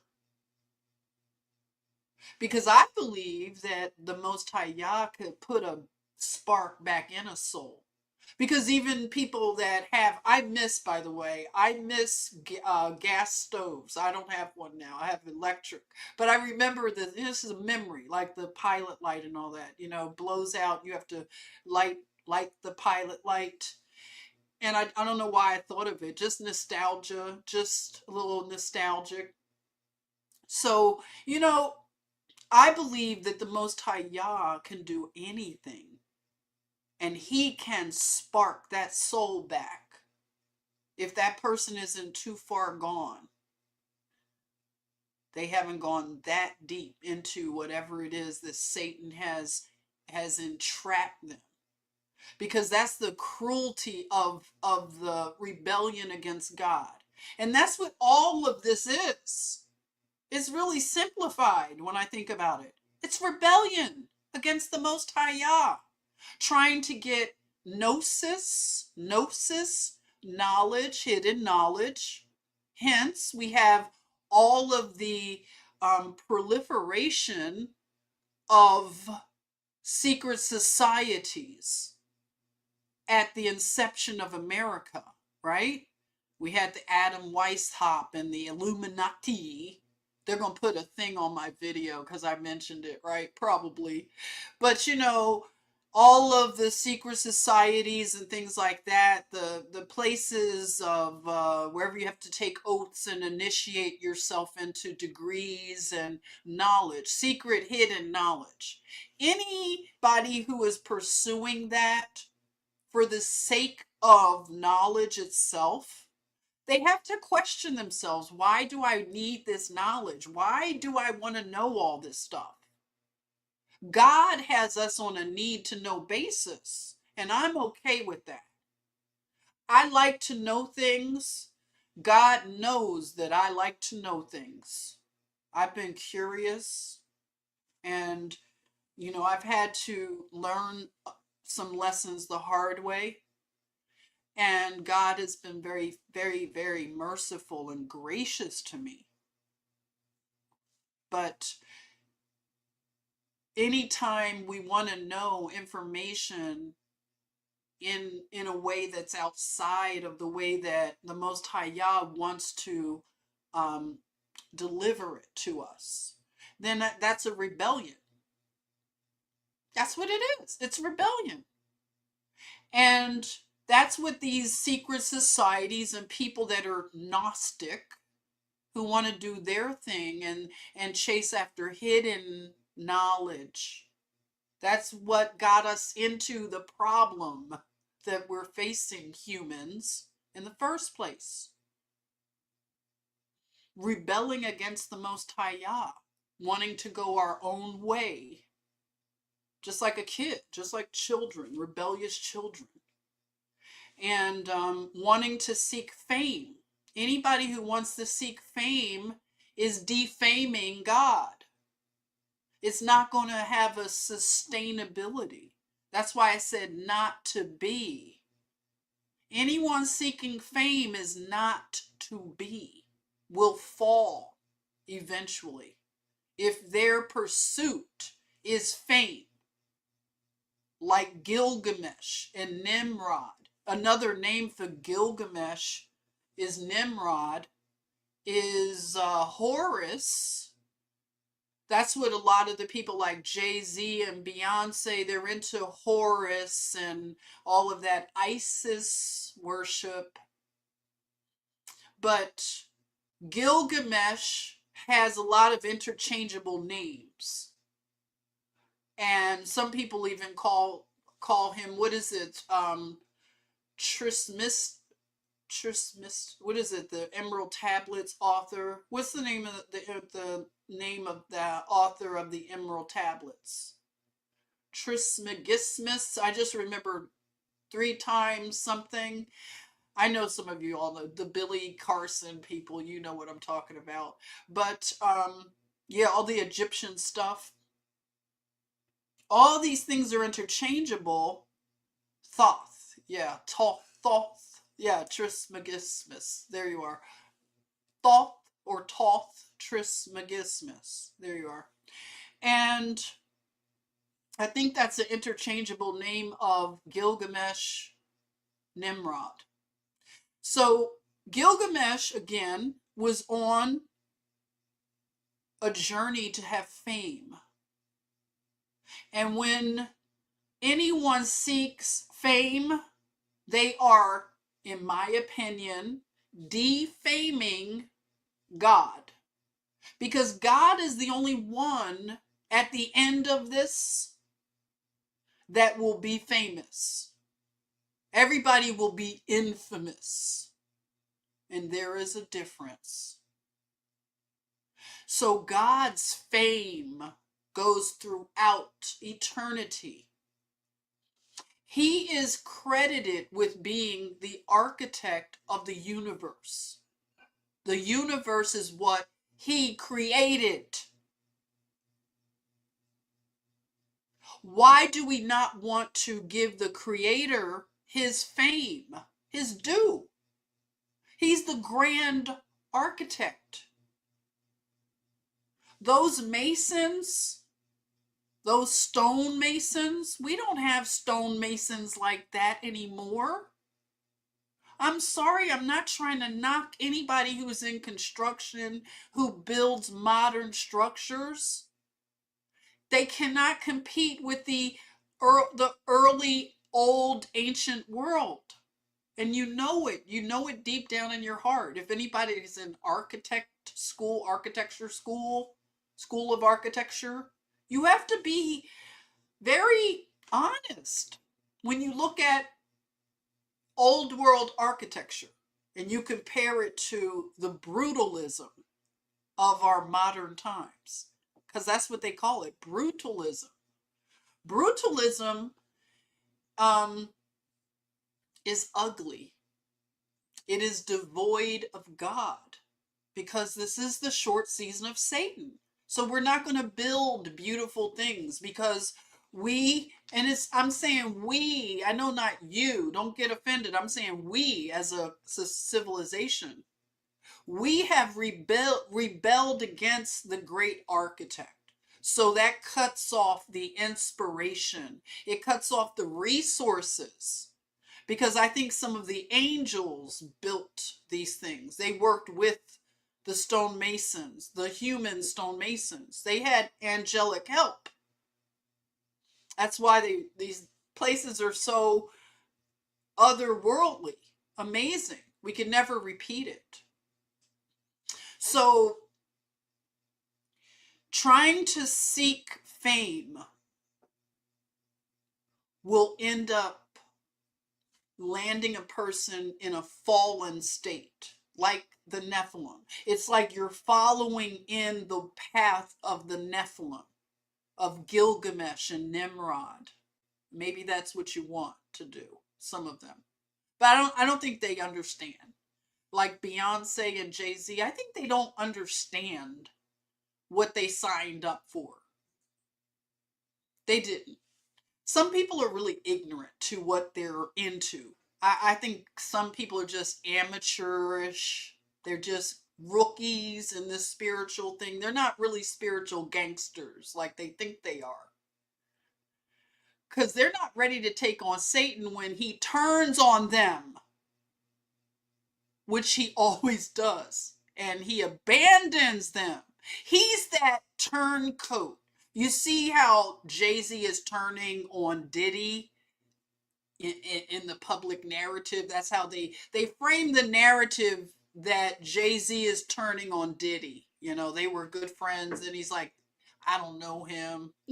He pulled a Mariah Carey. I don't know him. And, you know, it's just weird theater. It's like Masonic theater that we're watching right now. But, you know, it's said that Jay-Z, the rumor, all of the allegedlys, I don't want anybody coming to my door, any of your little goons. This is my opinion. But, you know, he's a practicing known Satanist, Luciferian, who follows Aleister Crowley.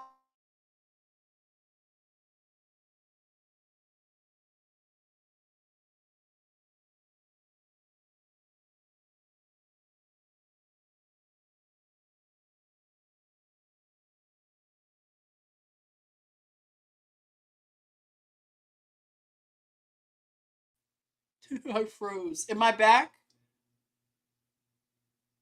No honor among thieves. Juan, is it still frozen? Let me know. Am I back? Karen, does that mean yes, that it's okay? You hear me now? Okay. All right, so I'm back.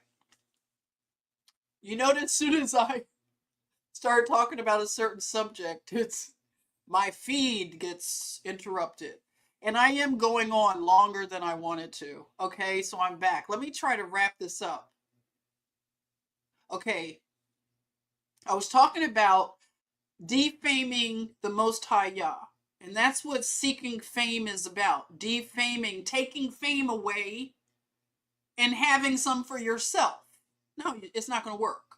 So that was the whole crux of the Gilgamesh journey, epic journey, is to go get fame and renown. You know, the men of renown, when they talk about in Genesis 6, that the watchers went into the daughters of man and they gave birth to Nephilim, men of great renown. This is like fame. I see it as fame. That's a name. You want to have an immortal name that is immortalized for eternity. You want to share in that renown of the Most High Yah. And they want immortality. Immortality is the quest for all humans. Everybody wishes for immortality. Am I wrong? Is there anybody who just wants to wither away into nothingness?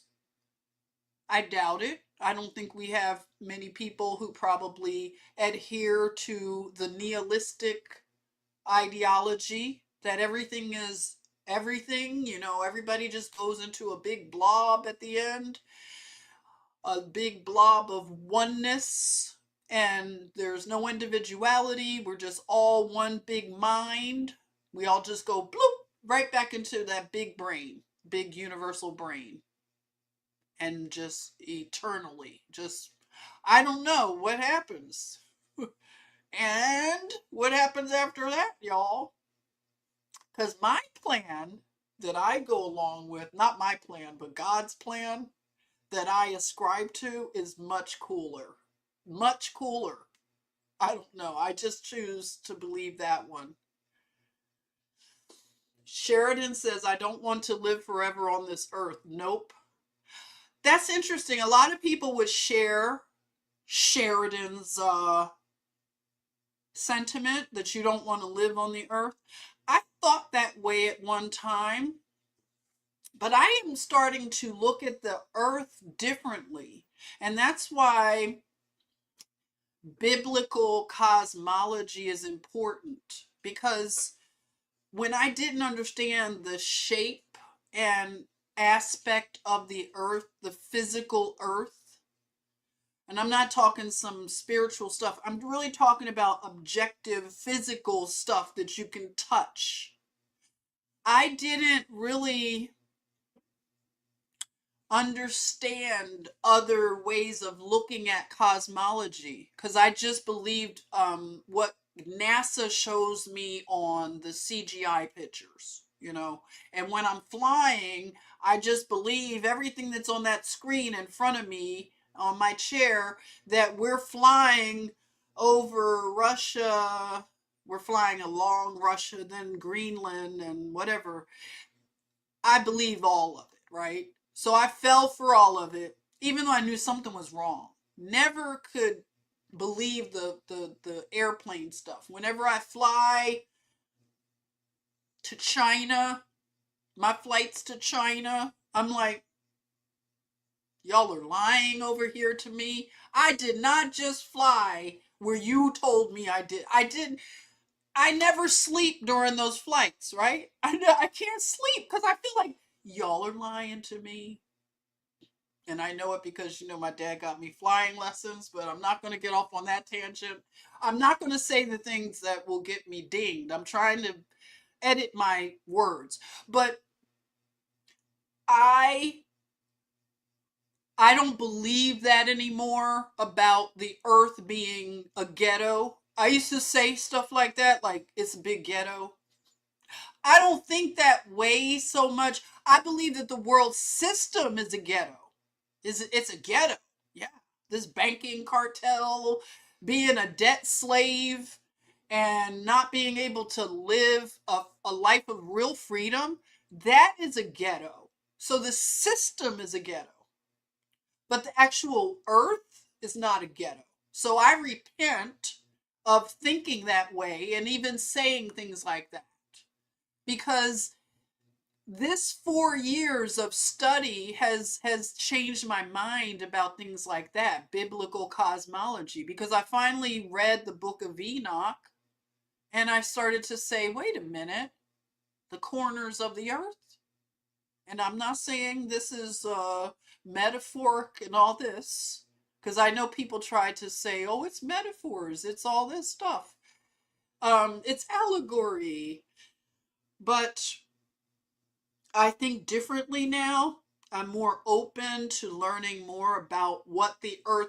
I can't say that I'm saying that the shape of the earth is, oh, it's just this looks like a pancake, right? I have heard people say it looks like a donut. I don't know. I'm not going to argue the shape of it, but I will say that I know it's not what I was taught. And I'm open to understanding. I communicate with God and he shows me things and I'm beginning to understand. It's like he feeds me my daily bread of even understanding.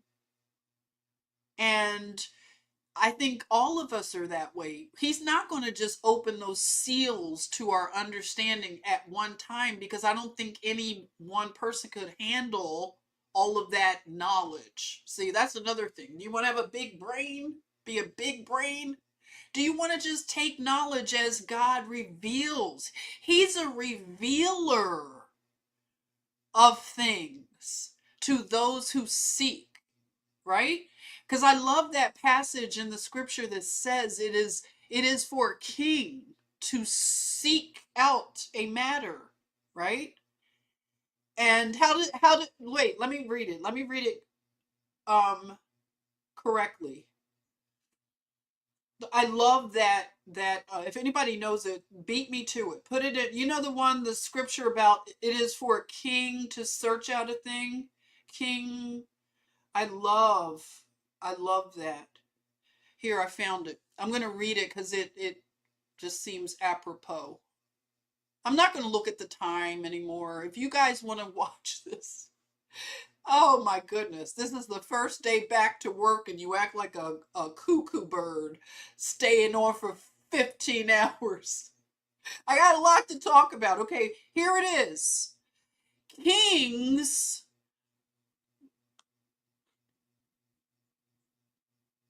Wait a minute. Oh, here it is. It's a proverb. No wonder I love the proverbs. Okay, can you hear me okay? Can you hear me? Can you hear me? Okay, let's go with the King James Version. We're going to stay with our history. Okay, it is the glory of God to conceal a thing. So God's glory, look at that. I love when God does that. I love when you do that, God. Why do I always look up to the ceiling? You're not up on the ceiling. But anyway, thank you, God. Thank you from my heart. Okay. God's glory. Can you imagine that term, how powerful that is? God's glory. What the heck do people want to take his glory for? I don't deserve his glory. Woo! It is so humbling sometimes. Sometimes you just get humbled.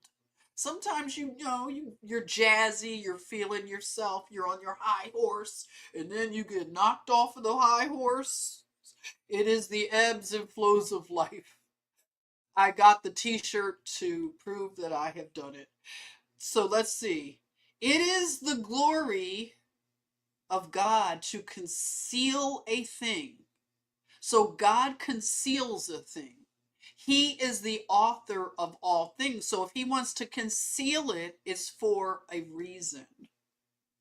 I'm okay with it. So it is the glory of God to conceal a matter, but the glory of kings is to search out a matter. So wow, that almost seems like it's opposite, right? So it is the glory of God to conceal a matter. So this is his glory to conceal something for a reason, but is the glory of kings. We have kings that have glory on earth, earthly glory. It's okay. God gives earthly glory, but you have to know the hierarchy as a king, as a good king. We've had good human kings. So the honor of a king is to search out a matter. Okay. So you search out a matter, but you have to know it's God who you have to go to. I think that is the key of knowing the order. And that means being lawful and orderly. And going through the right channels. That's why when you think of the military, when you think of corporate jobs and you go through a chain of command, it has order to it. If you don't want to live in a zoo, even zoos are orderly for that matter. That's not even a good analogy. A zoo is orderly. And anything that's going to be godly and good is going to have order and law. So the people who like rebellion, and that's what I think this country was birthed in, a rebellion. Some people thought it was the birth of a nation, I believe. But some people who were hiding their true intentions their hidden agenda, when they put the hand inside the coat jacket, when they hide their hand, that group of people, the usurpers, they had a different agenda. I see that now. And their agenda is satanic. And people like Alice Bailey, Aleister Crowley, Madame Helena Blavatsky, these were the thought leaders around that time during the biggest reset. They were following after, think about that, Aleister Crowley. By the way, I bring up Jay-Z a lot. Jay-Z follows Aleister Crowley. All of those guys in the famous crowd, the Hollywood crowd, the music industry, they follow Aleister Crowley. And Aleister Crowley, I believe, had hidden knowledge to when Satan would be getting out of prison. These people know these things because they were given or found information that was hidden, that survived the cataclysms and mud floods, all that stuff. So they had this hidden information because they have bloodlines that go back to the Nephilim. So the Nephilim now are the demons that possess their bloodlines, and they torment the children of God. They are miserable, the Nephilim. Just imagine, let me just talk about the Nephilim real quick. So the Nephilim, when the 200 watcher angels that descended on Mount Hermon with a plan, they took an oath to defy their orders, to rebel against their orders that Yah gave them to watch over mankind. And they came down, 200 of them, and they had a plan to not just watch over humans, but they were attracted to the women. And so they conceived children, which was a breach of their responsibility. They weren't supposed to breed and engage with humans that way. They were supposed to have a boundary, and they broke the boundary and the agreement they had with Yah. I mean, it's just like, you can look, it's real simple. They had their own plan, and they followed behind Azazel. And they wanted to do it their way. They wanted fame. They wanted all the stuff, the worldly things. They wanted the women. They wanted to have sex with them, have a freak off.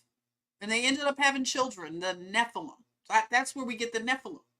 So they had these children who, genetically were mixed with angels and humans. I mean, can you imagine? Woo!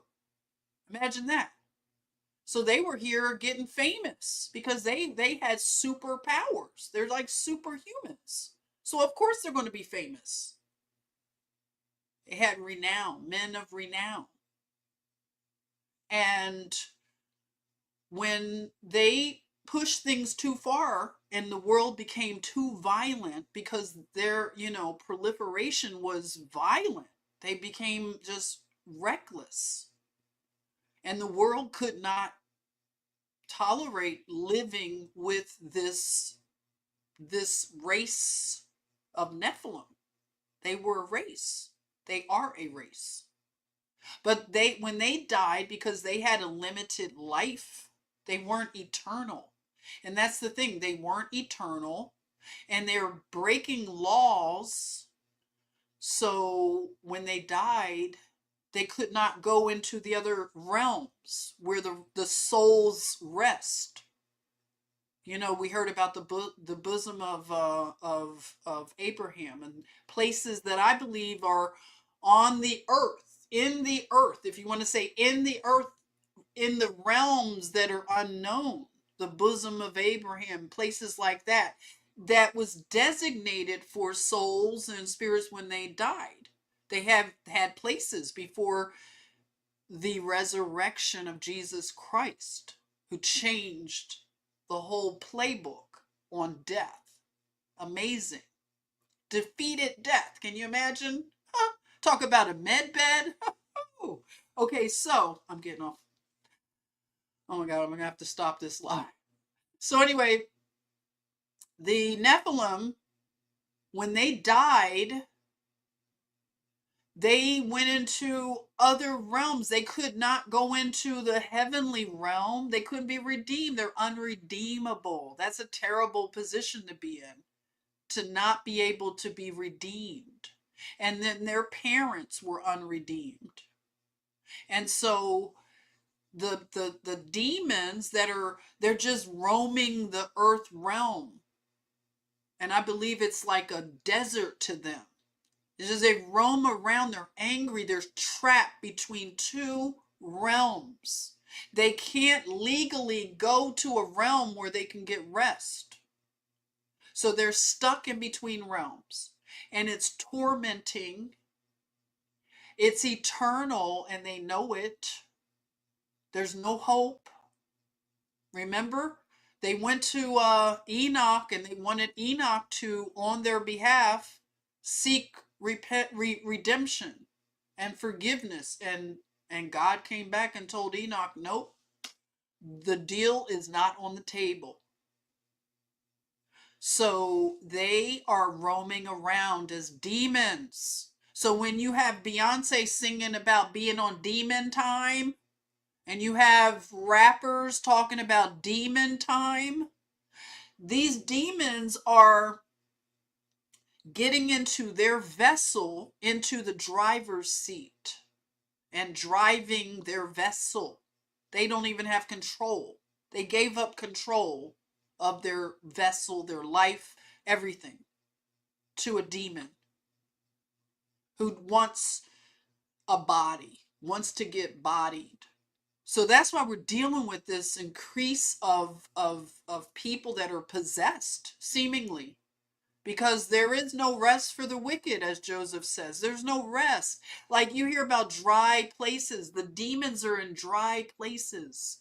They want hydration. There's nothing good for eternity. Who would choose this side? This is the side of nothing good comes. It's a fall. A Nephilim program is, in essence, a recipe to fall. And I don't know anybody who would choose to do that, to fall. Because all Nephilims, they fell. Their name means fallen. So everything that is in opposition to the Most High Yah will fall.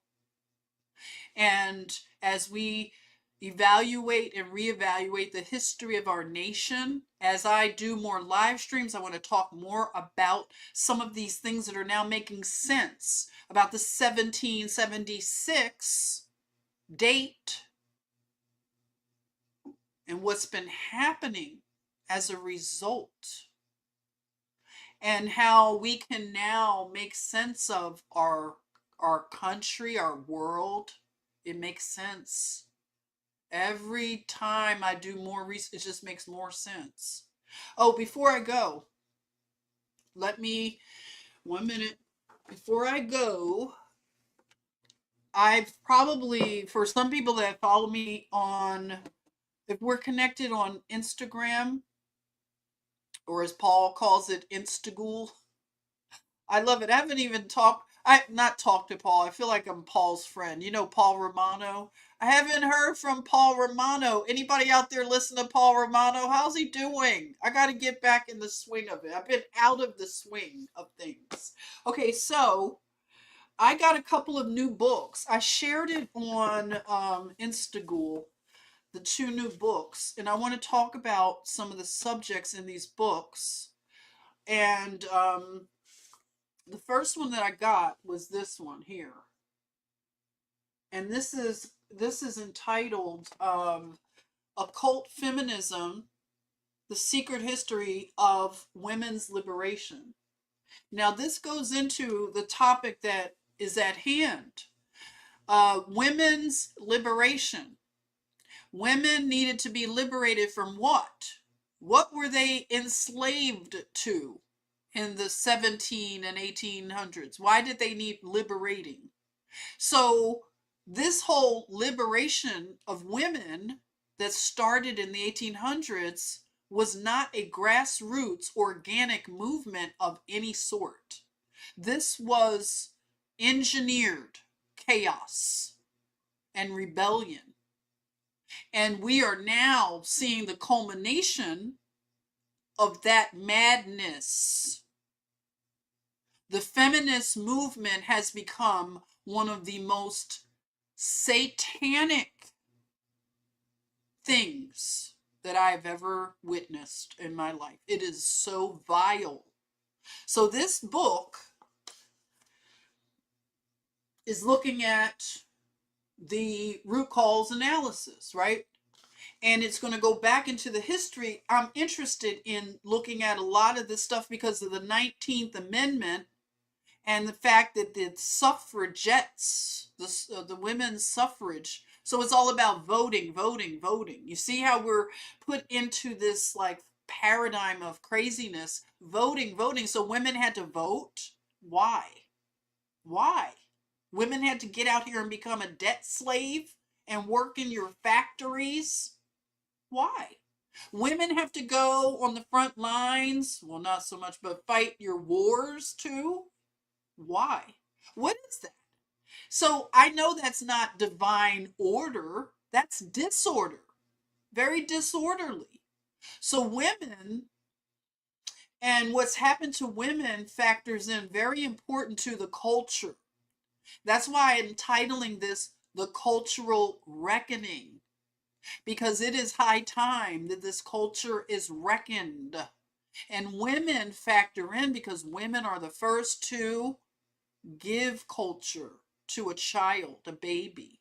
Women are the gatekeepers of culture. Am I wrong? Let me know if you disagree. So women have a burden of responsibility to expose this feminist agenda that is not organic. It is not a grassroots movement. Women were not feeling enslaved. Women were feeling protected, which they are not anymore. Not protected. So don't get mad, women, that you're not protected and provided for. What did you expect?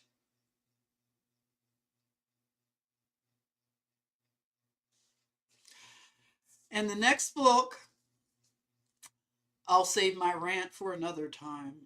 Okay, the next book is The Travels to the Other World. Can you see this? Is it good? Travels to the Other World and Fantastic Other Realms. Medieval Journeys into the Beyond. Medieval. Right? Medieval. That whole thing, medieval, what is that? Medieval. I'm still here, by the way, everybody. 1 minute. Medieval, those times, they were interested in exploration. So they were exploring the known world and exploring the unknown world. So some of these stories are being, shared as myths, as folklore, things like that. But a lot of these stories that have been preserved from the 1800s and things of all this exploration is very fascinating to me. Juan says you're reading it as we speak. You are. That's good. Okay, I gotta catch up. You're probably way past me. I got caught up, everybody. I'm doing all this redecorating. I'm having fun with like painting and, like I told you, putting grout down and uh wallpaper. Did I say wallpaper, painting, scraping thing? I love it right now. So it's fun, especially the scraping. I had to scrape some paint. It was spilled paint and I was scraping it. It was fun. I had a razor from my barber, like my, straight razor. I'm talking too much. But anyway, the razors are so sharp, right? I just love how sharp they can clean things, right? I use them to clean. Don't do this if you're not a professional, because they are sharper than a surgeon's scalpel. If you're not trained to use them, do not, I'm giving a warning, do not use them. But it's just something I do. I'm just admitting to it. Anyway, I got sidetracked off of some of my reading and other projects because I'm doing these redecorating projects and I love it. But medieval times, Joseph says, allegedly medieval, right? The middle of evil. What is that? The dark ages and the medieval times. We're starting to rethink how they worded this stuff and why medieval. So we'll explore more of it. If you are going to join in reading these books, I'm looking at the chat. I'm not looking at you anymore. This live stream is probably going to look so crazy because I'm looking all over, everywhere but there. So if you get these 2 books or one or whatever, let me know. Keep me posted. And I will, I'll share some things. Like I said, I'll do some more with the community tab and share stuff like that, sort of like a Substack. And like I said, I might even do a Substack. If you're doing reading Substack, let me know. I'm not even reading on Substack. I just read a couple things here and there.